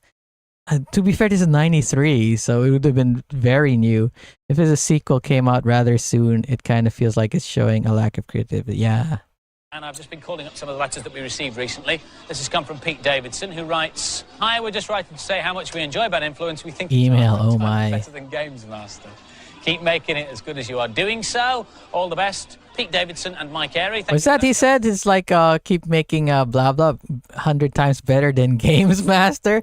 Didn't you say you were reading Games Master, Tor? They're shitting on Games Master for some reason. You don't have to use this system for just mail, though. You can access whole libraries of information. You can book theatre tickets, airline tickets, holidays. You can even chat to people live all the way around the world. In fact, a Z right now reports from America. The so-called information superhighway superhighway is eventually going to affect us all. Oh wow, it's friggin' new. Lol, shots fired. Wow, internet is just new, basically. Yes, I did, and I still... Games Master was the better choice. The latest buzz phrase over here is the information superhighway. Super... do they still call it... When's the last time you heard someone call it the information superhighway? I remember hearing that so much back in the day. Information superhighway. It's the idea that every citizen will one day have access to a massive electronic data bank. It brings together 3 bits of existing technology and uses the plus points of them all. First, the TV. Oh, he's explaining internet. Fucked if I know. Can handle massive amounts of data, hundreds of TV channels, but you can't talk back to the TV. It's a one-way street. Next, the telephone. The plus point of the telephone is that it's two-way.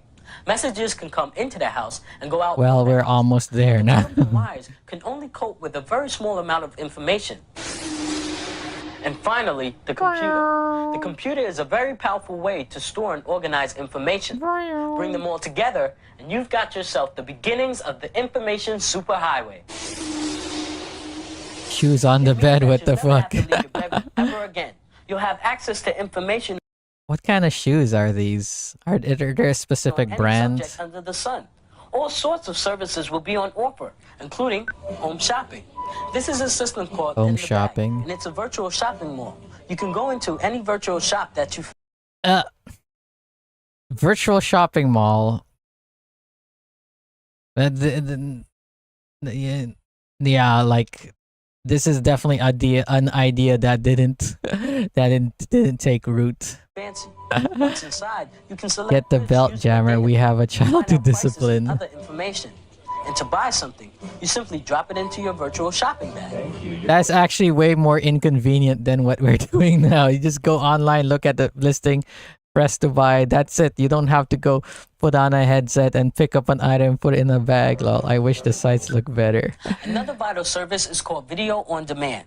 Just like a video on... Wow, they called it video on demand even back then? VODs? I thought video on demand was a newer kind of term, but they called it video on demand back then as well. Okay. Shop. You can fast forward, rewind. Walmart has this VR type. Really? They do? Okay. Bruh. And pause at will. And best of all, you don't have to stop watching the vid to order some pizza to go with it. The system relies on massive supercomputers called digital video servers. They can store video servers and read them out independently to thousands of TVs. Let me get it. All right, that was quick. The information superhighway also lets you play games on demand. This is the headquarters of Sega in America. Sega! The technology that makes it possible to play remote Sonic. Wait, I thought this technology, it uses satellite, not internet. From what I remember reading up, like Nintendo and Sega, they had a service that would like you can use it to download games through a satellite, not through the internet, not through phone lines.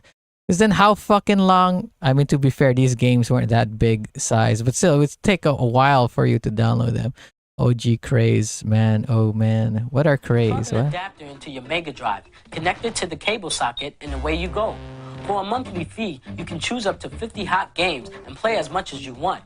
There's also a special test drive. I thought this is like technically like cable or satellite, not really internet.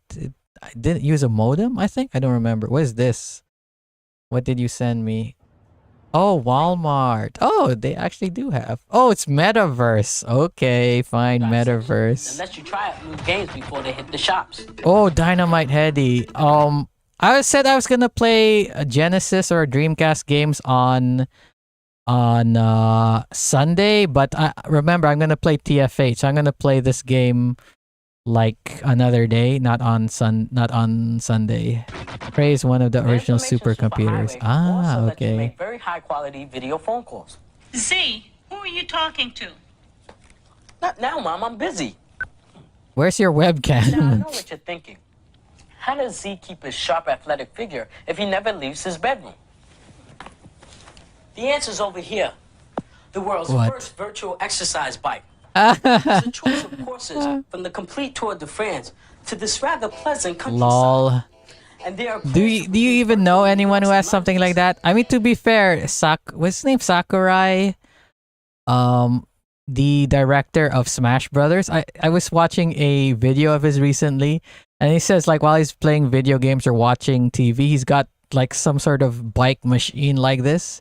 That he says like sometimes he goes overboard with it because he's playing a game and he's on the bike, so he goes like way longer than he should.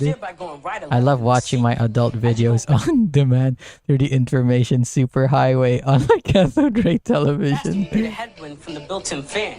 If you go up here, Did any of them call it internet or the World Wide Web yet? Because they keep calling it the information superhighway. Was the terms not yet set at this time? They just kept calling it the information superhighway.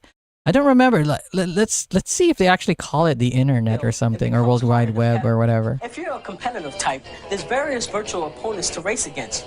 Or you can link several machines together and race with your pals. Yes, my cathode ray television, absolute peak of video boxes. Superhighway, so you'll be able to have cyber races against. There it goes again. Information superhighway.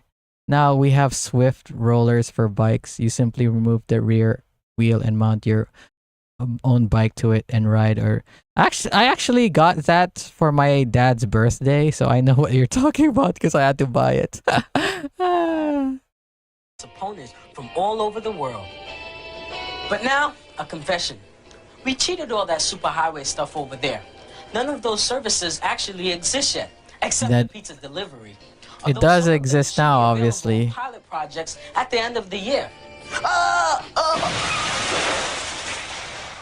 Just say internet. When was the term internet first used? I don't know. Superhighway, waiting for a cyber. Again, there it goes.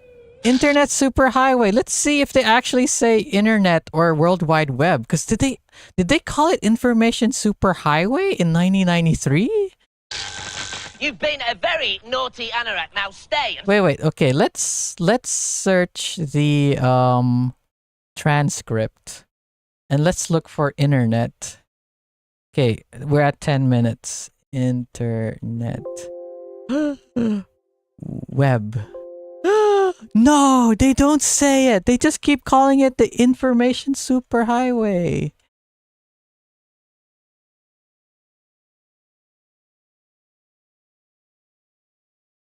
Wait, did they even use that word? Information. Down the information superhighway. Yeah, they don't. Information.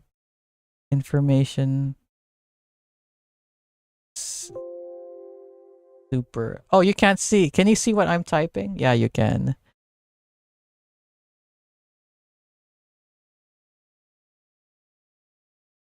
Yeah, they didn't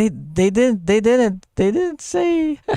Oh my, what a mouthful. Yeah, I know, right? Hello, furlers. I've decided not to wear that anorak, but instead to wear this. It's very special. What is he calling it? The anorak? What did he say his jackets are called? On, off, on.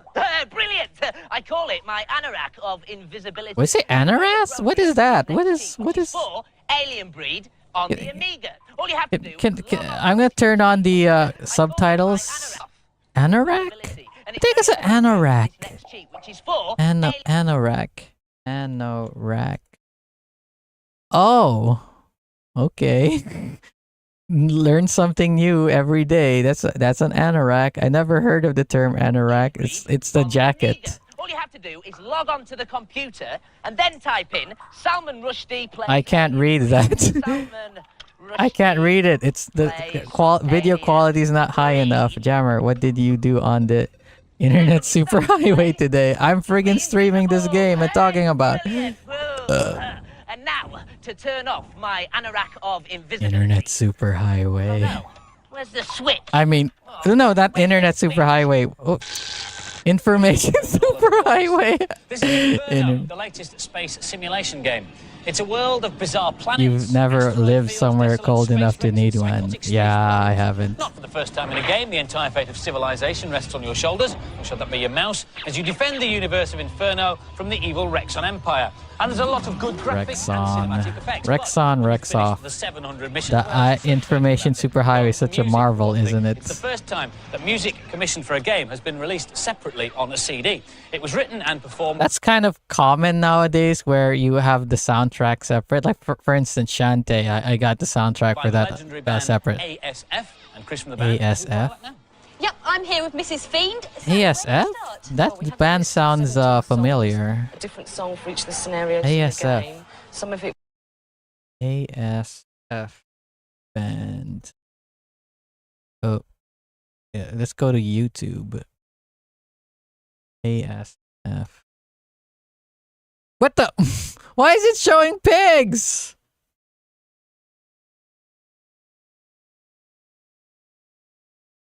What the heck? Avenged Sevenfold? Is ASF Avenged Sevenfold? Jammer just say. What the heck is this showing ASF? Whatever. It was gameplay where you. I guess Avenged Sevenfold. I don't know. And some of it was theme tunes. One for the humans. I have no idea. I've got a picture of the aliens here. A7X is Avenged. Oh, it is. Okay. They're green actually, so they're quite menacing looking, and we had to come up with a menacing theme tune for them. So something. It said ASF on it though. Completely the wrong sound and no good at all. So it said ASF. Songs. ASF. Which the scenarios in the game. And here. This is all that we had to start with. Because this is the Emperor and this is his sidekick. They're green actually. But is ASF Avenged Sevenfold? We had to come up with a menacing theme tune for them. So I guess. Like this. Hopefully they don't actually play some Avenged Sevenfold music. No good at all, far too twee. So we found this one, which is much better, and it immediately sounds this like chick is not an AX. It's not an A. As you can hear, it sounds like must be something else. Yeah. Happening. So you Elmo. your spaceship going to be chased by these people. So you're in. I should probably look up this game and actually look up ASF. Like, are they actually real? Are they actually a popular band or something? Same sort of notes as on the theme. Must be some band that died out. Yeah, probably. Coming for you, and we doubled it up and things make it a bit more exciting. So when you had all these themes, how did you put them together? Well, what we did was we then sequenced them all onto an Amiga sequence. Looks like a solo project, yeah. Oh, and you can see it. Each of these tracks here is like a different sound. The chase noise coming up. And it's rolling away. And look at these primitive 3D graphics. If you've noticed, the baddie tune. Not bad for 93, actually. So that you're not going to get bored with it while you're playing the game. That's the pew pew pew pew pew pew pew pew. So that it changes. Music's not bad. It's actually pretty good. Like whatever this band's name is, like I hope they're doing well today. Brilliant. Thanks for showing us that. And the game and the music CD will be in the shops next week. But if you can't wait until then, hang around. What's the game and what's the music called again? I wasn't paying attention. Bad influence. Action movies are being developed for release on console. True Lies is an overhead game. True Lies video game. Obviously, that's going to be a terrible game. SNES, Mega Drive, Game Gear, and Game Boy next February. Mega Drive, Game Gear. The film's just been released. Stargate got a video game as well. The movie and the finished game. Stand by for the latest Super Effects chip game, Vortex. Super FX. It's a 3D game which gives you complete 360-degree movement on all levels. Oh. You get to pilot various crafts. Because the only Super FX game that a lot of people know is like Star Fox, right? This game looks like shit, though. Is it a stealth bomber? No, in fact, it's none of these. It's the latest PC keyboard. The makers say it's designed to bring you comfortable computing. You still see keyboards like this nowadays. It's not as popular, but still, you still see them. Pretty funky too, but it'll set you back. Have you ever guys tried a keyboard like this? I've never tried one. I see them for sale, but I never actually tried them. CD32 based on that old classic Asteroids. As usual, there's a silly story involving princesses and evil professors. What the hell is that? that? What the hell is that? Making the good old days. Here's Lakesh with the Amiga version. Lakesh. I had one exactly like that, really. But the fancy graphics can't hide the rather thin gameplay. Oh, he doesn't like the game. Don't work, and that's the case here. There's no variation in gameplay. It's like a souped-up PD game. No variation in gameplay. There are 4 tunnel sequences, and although they look spectacular, they're a real dog to play. How could you have avoided that? I feel like if these kids did write their own reviews, it seems like, you know, like they were in school and they were told, like, yeah, you're in school, you gotta write, because it's like, you know, the language they're using doesn't feel natural. It feels like, again, like they wrote it for a school report. And come with mechanical switches though. If you want to reminisce over the old days, go out and buy a public domain game for £1. I think this is really stupid. You just shoot rocks. You shoot big rocks and little rocks, and it gets really tedious. I really like this. It's asteroids with an extra dimension. This will definitely appeal. He likes it. Okay, only one of them likes it. Obviously a game you either love or hate. After fierce debate, the scores averaged out at 3 out of 5 from both the boys and the girls. It looks fine, I guess. Oh, Shaq Fu! Oh no. The multi-talented Shaquille O'Neal is also a kung fu black belt. Shaq Fu! All his own stunts for this new game. Shaq Fu on the Mega Drive and SNES, and due out soon on the Amiga. It's a one-on-one beat 'em up with loads of baddies. Imagine buying the Amiga, having Amiga and playing this. Joypad to get the most out of this game. 3 buttons for kicking and 3 for punching. Here's Paul with the Mega Drive version. The legend has arrived. Oh, they're gonna review it! Are they gonna give it a good review? I wanna see.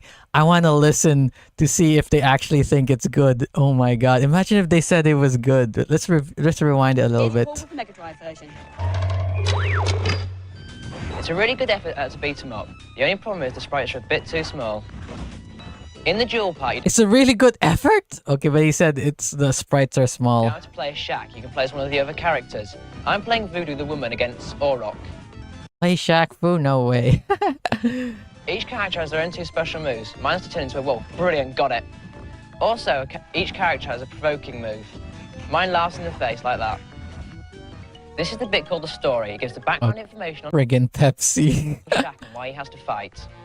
This is the map. This is how I get to my next location for my fight.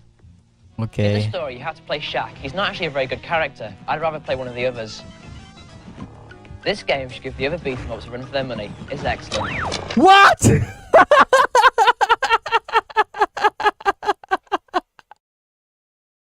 It's excellent. Gives the other fighting games a run for their money. Was this kid a paid shill?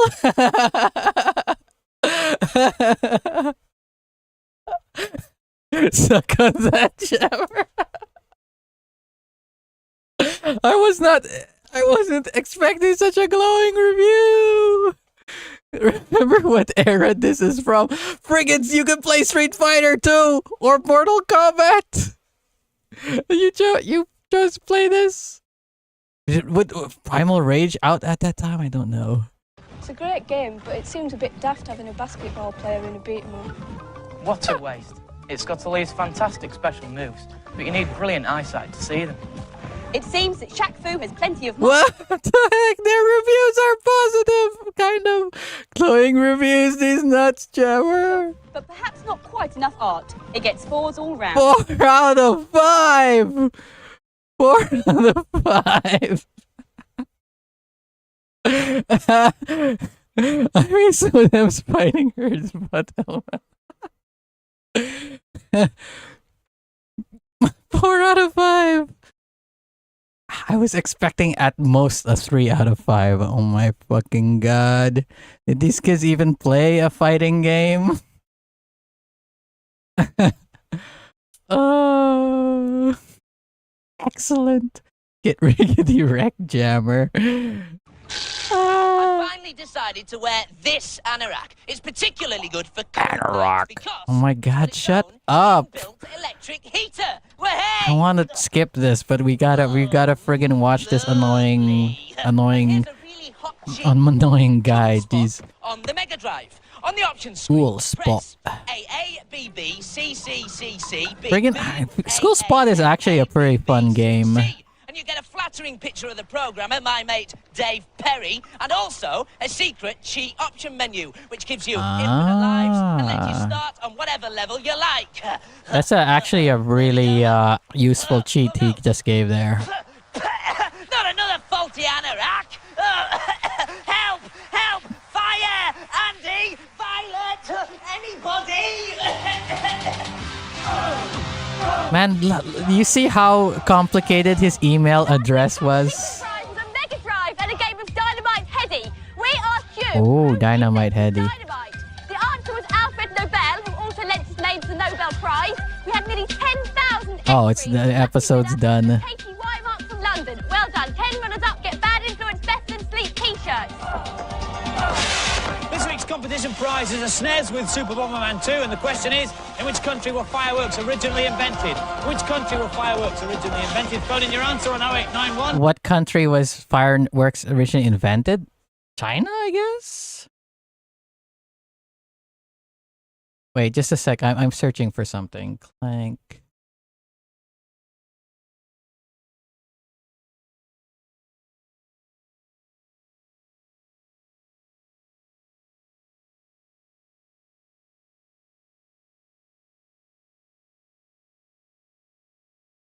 Okay, so I'm gonna take this review out. Okay, sorry. I'm gonna take this review because this is I guess important. So let's put this here. Jammer, no cheat. I want that SNES. 555 999 0891 555 999. Call will cost you no more than 25p. The line's still to midnight on Monday. And as ever, get permission from whoever pays the phone bill before you dial. That's it for this week. Hope you enjoyed the programme. See you next week. Have a happy and safe bonfire night. Bye! Bye-bye. Bye-bye. Bye-bye. Leads. CompuServe. Is this the ASF band that they were talking about earlier?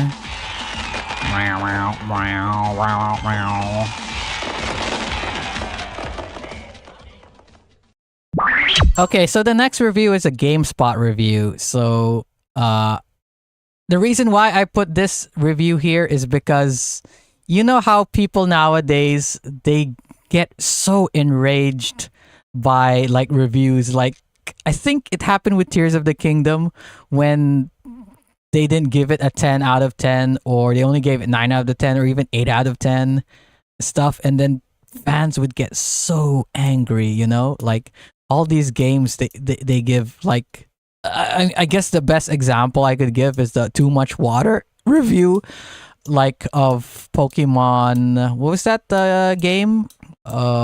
Whichever Pokemon game that Too Much Water review came from. Like, people like getting so infuriated about like a score and then nitpicking the review. And this review was that moment for me in which I got so Ruby and Sapphire, yeah. This review was that moment for me in which I got so infuriated on the review. And now when I reflect on it, I'm like, I wonder if my comment, did I actually make a comment here? Because I used to have an account here, and I wonder if, I don't remember if I actually made a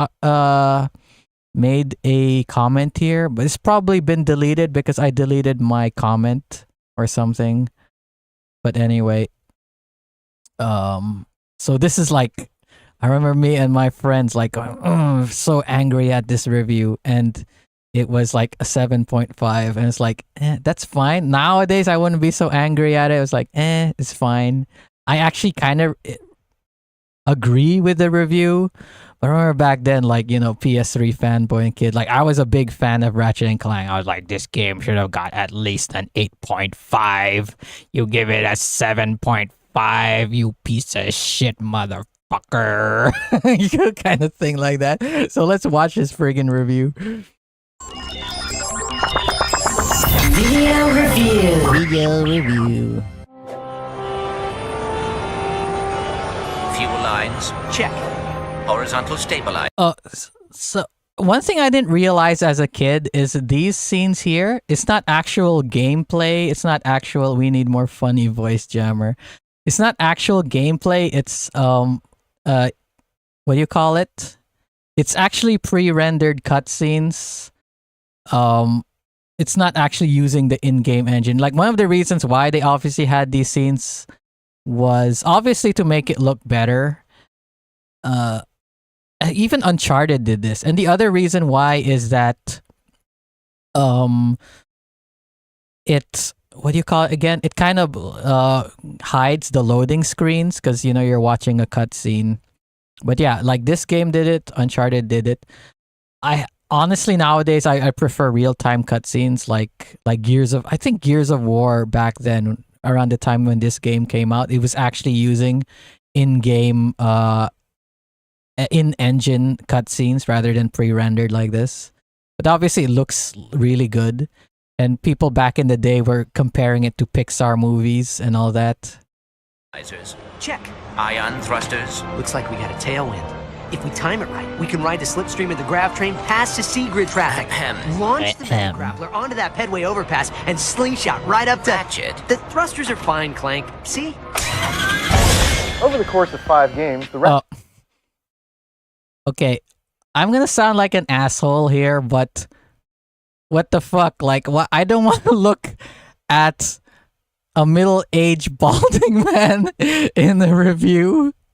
Come on, man. Jeez. This is gonna be one of the situations in which you just want a voiceover. But come on, man. What the heck? Just give the voice. Just don't show your fucking face. Come on, man. I'm sounding like an asshole, but come on. Especially back in these days. Like, come on, man. You don't have to show your face.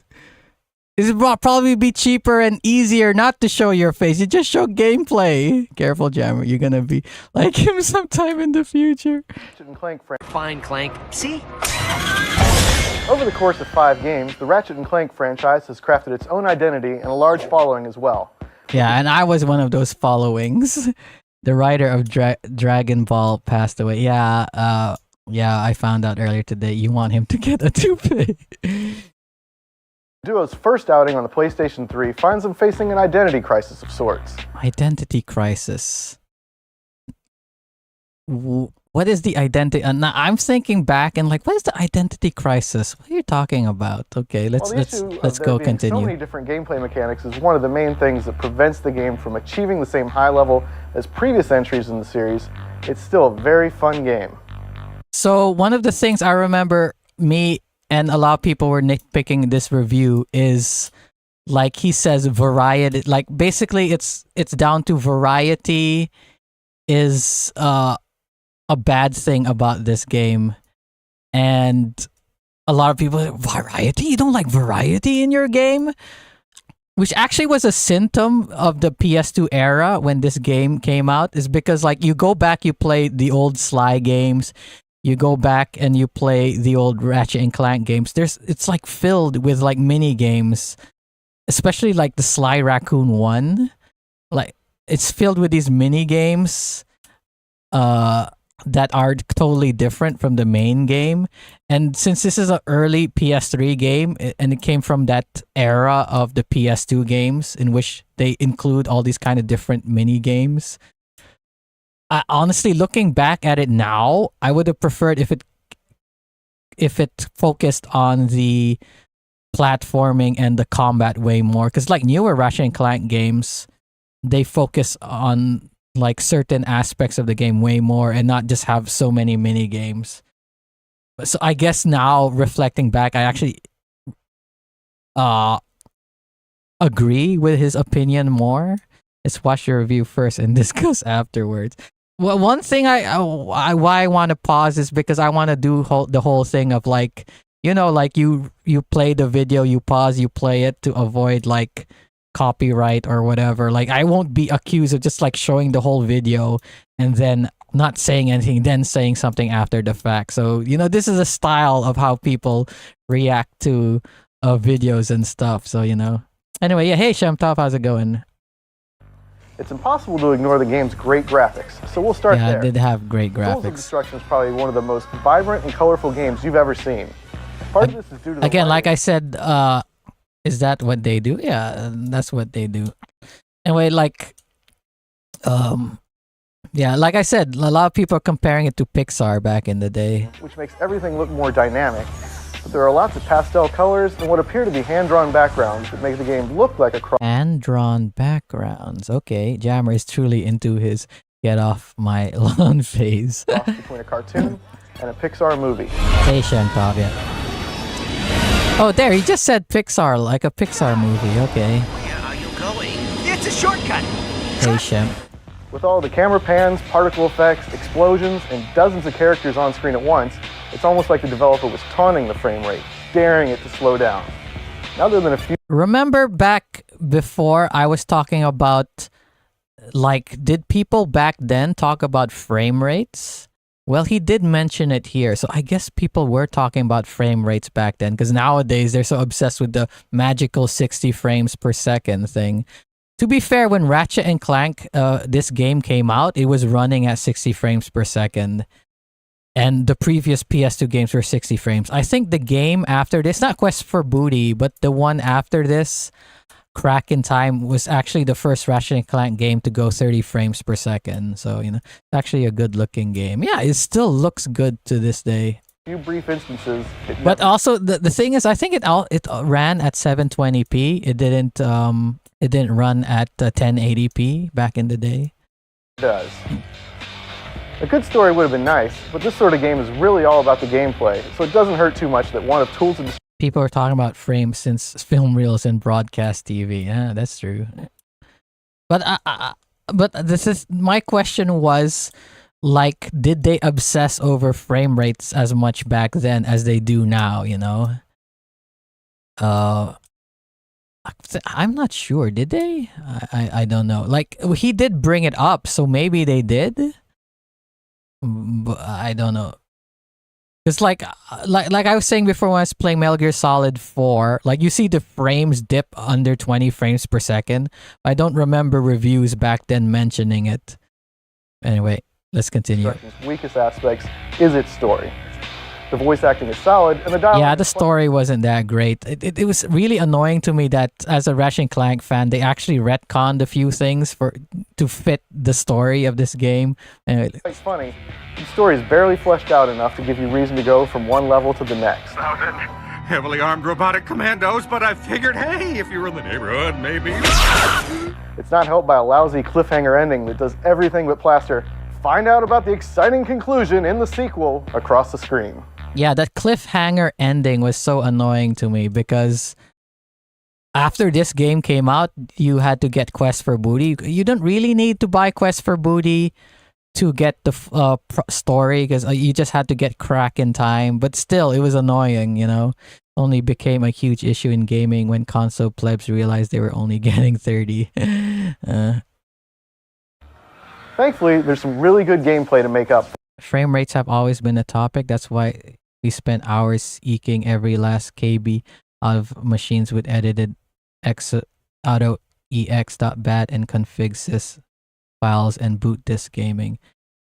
I guess in the PC sphere it was, but like for instance, like Sonic the Hedgehog. Yeah, I guess it's the whole console pleb thing because I remember Sonic the Hedgehog, it would, even the original one on Genesis, it would dip in frames sometimes.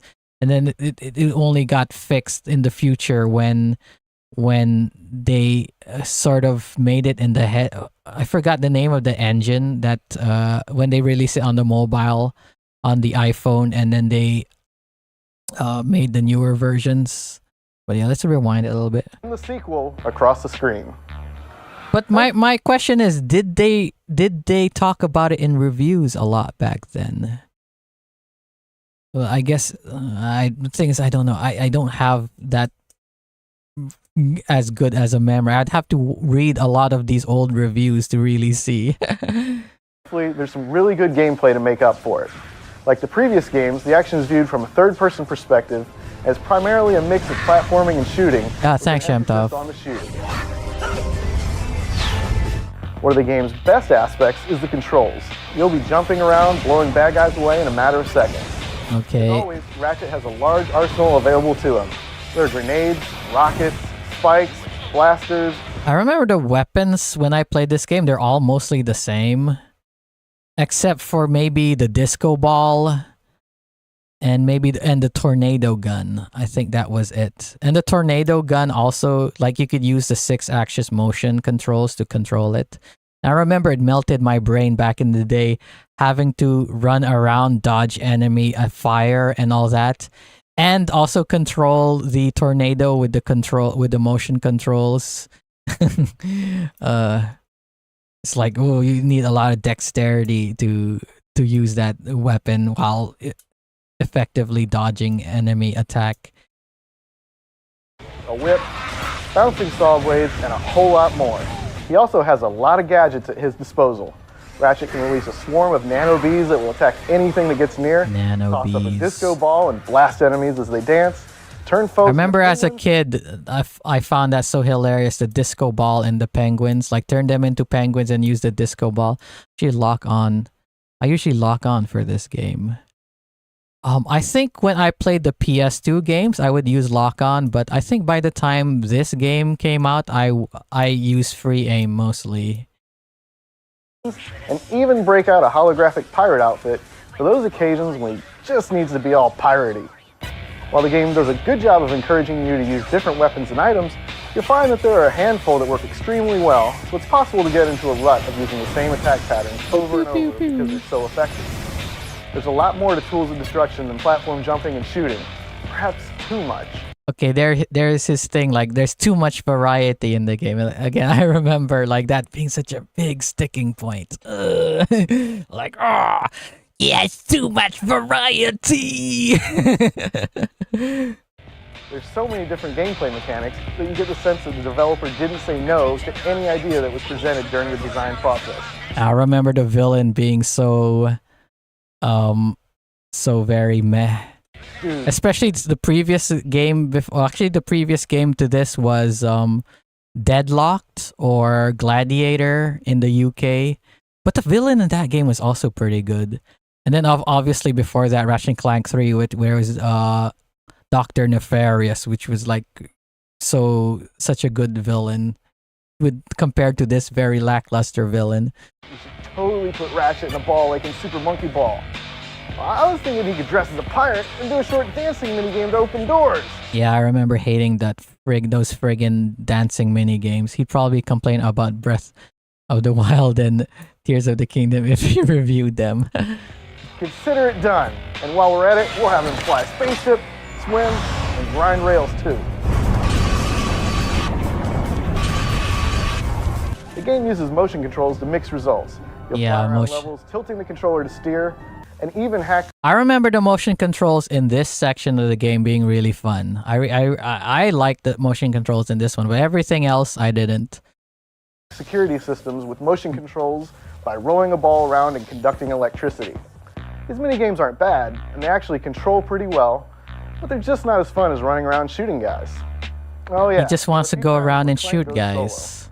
These situations are more puzzle and platforming oriented than Ratchet's, and you'll have to use the zony alien dudes that only Clank can see to help repair items and manipulate bridges.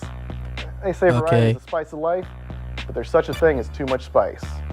So, what was his point of the game not losing its identity when he said earlier? Is it because there's too much variety, as he says in the game? Again, like the previous Ratchet and Clank games had a lot of mini games and stuff. Maybe this one had more? I don't remember.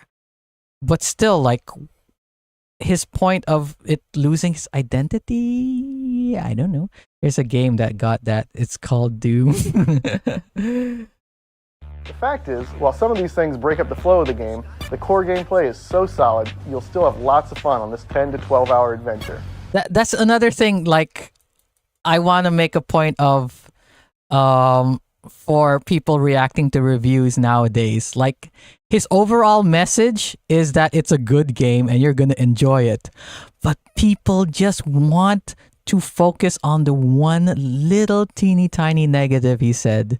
You see a lot of reviews now, that like people reacting to reviews nowadays do the same thing, and I was guilty of that back then. Even the overall, he says it's good.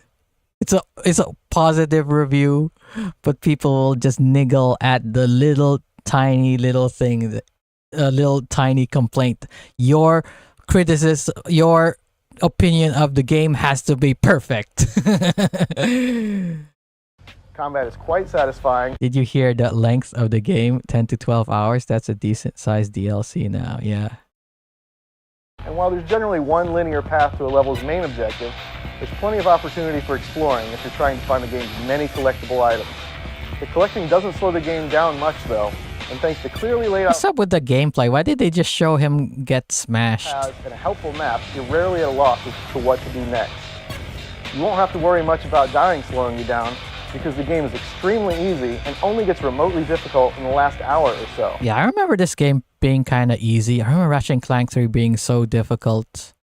And then this game, and also the portable version, the Size Matters was also pretty difficult. But then this game, it was like, eh?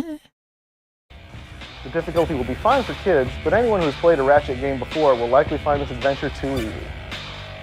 To throw everything in, including the kitchen sink style gameplay that takes too much of the focus off platforming and combat, as well as a lack of challenge, keeps Tools of Destruction from achieving the same level of greatness as its predecessors.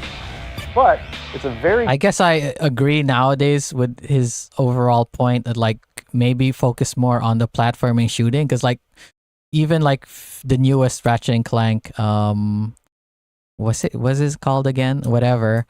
Also, like it did have other game modes, but it's still like it did focus on the platforming and the shooting. So I guess Insomniac learned from it. But yeah, good and good-looking action adventure did they zoom in on his head? Like what the heck? game on a system in need of just that. So yeah, like I remember like this review, like. Okay, good. Shooting platform gameplay is fun. Lots of different useful weapons. Hey Beautiful. everyone, thanks for clicking on this video. What the fuck? What the fuck? The female character is hot though, so it's still a 10. Oh, what? In this game or in the new one? Into the Nexus? What's it called? Into the Nexus? Whatever it's called. Shooting, lots of different useful weapons, beautiful, colorful visuals, tight controls, bad. There's some good humor in it, but the story isn't very interesting. And the ending is a letdown. So many different, often unnecessary gameplay mechanics that lacks close to too easy. So I remember like two of the big criticisms with this review. I remember back in the day, or maybe I'm misremembering. But number one is that the thing he's complaining about, like variety. Like a lot of people are saying, no, variety is a good thing, you idiot. Why are you saying it's a bad thing? And the other one is that I think this guy, he mostly reviewed sports games. So then they were saying like, why did you have this guy review the game? You should have had someone else review it. Let's read the comments. Okay, now I think videos. Now try to think why this video has so much hate. Can't guess the answer? Okay, I'll give you the answer because it seems like you didn't even care. 7.5 in one of the best Ratchet and Clank games, community opinion and mine. I honestly think, my opinion, even back in the day, was that Ratchet and Clank 3 was a lot better. And the only good thing of this game that's better than Ratchet and Clank 3 was the graphics. And a lot of the weapons were mostly the same. And the only thing they did different was the motion controls, like I said, with the tornado gun or whatever it was called, and the disco ball and the gun that turns them into penguins. But the thing that turns them into penguins, I think it was a bomb and not a gun. But anyway, it was basically the same as the ray that turns enemies into ducks in the old Ratchet and Clank games. So, well, yeah, so 7.5 in one of the best Ratchet and Clank games, community opinion 2. Too much mechanics, too easy. Are you kidding me or what? You should have shame. It's hard to believe this stupid video's still in. Think twice next time. Just notice this. Your review is lower than our 7.5 to 8.7. 8.7. I gave it a 7. Jeez. Best RNC yet. Yeah, Jeff Gertzman. What? Okay, I don't understand. This game makes my dick rock hard. I did not like this reviewer at all, even when he went to other sites like 1UP or IGN. I think, oh man, even to this day, even they're still shitting on him. What the fuck? I remember when games like this were made on the regular. Now this game is a gem. You may never see production value at this level. Until Sly 4 comes out, be nice to the platformers. Sly 4 wasn't very good. To be fair, I didn't play it, but a lot of fans didn't like Sly 4, so I don't know. Be nice to the platformers, though. GB and GS, they're fun. Okay. Hi, same foot. What? Hi, Giant Bomb guys. What? But yeah, even here, like the comments that remained are negative. Oh wow. But yeah, I remember being so enraged by this fucking review. But again, like I'm saying now, it's like, what the heck? It's a fine review. I agree with it mostly. But anyway, I think that's it.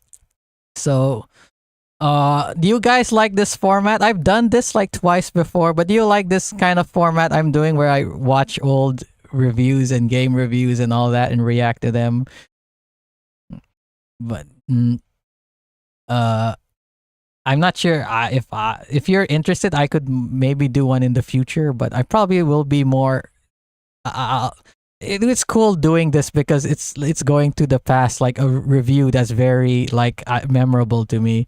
It's a good stream. Yeah, thanks. So okay, I'm gonna end the stream. So I'm gonna come back for Pokemon Unite maybe after 30 minutes, and then tomorrow's gonna be. You can't play tomorrow, right, Joel? So I'll just be playing with Tor tomorrow. So tomorrow is gonna be Tears of the Kingdom and a game with Tor. And the day after that, I won't be playing Legend of Zelda. I'll be playing Zem's Fighting Herds. I feel like I'm not gonna do the retrospective because I feel like, you know, I don't want to dig up some stuff or something, and I feel like I might what do you call it? I might attract some people that I don't want to really watch the video. So I'm not gonna do retrospective. I'm just gonna play the arcade mode with the DLC character. Yes, you two have fun. But anyway, that's it for today. It's nice to do something different. Anyway, bye for now.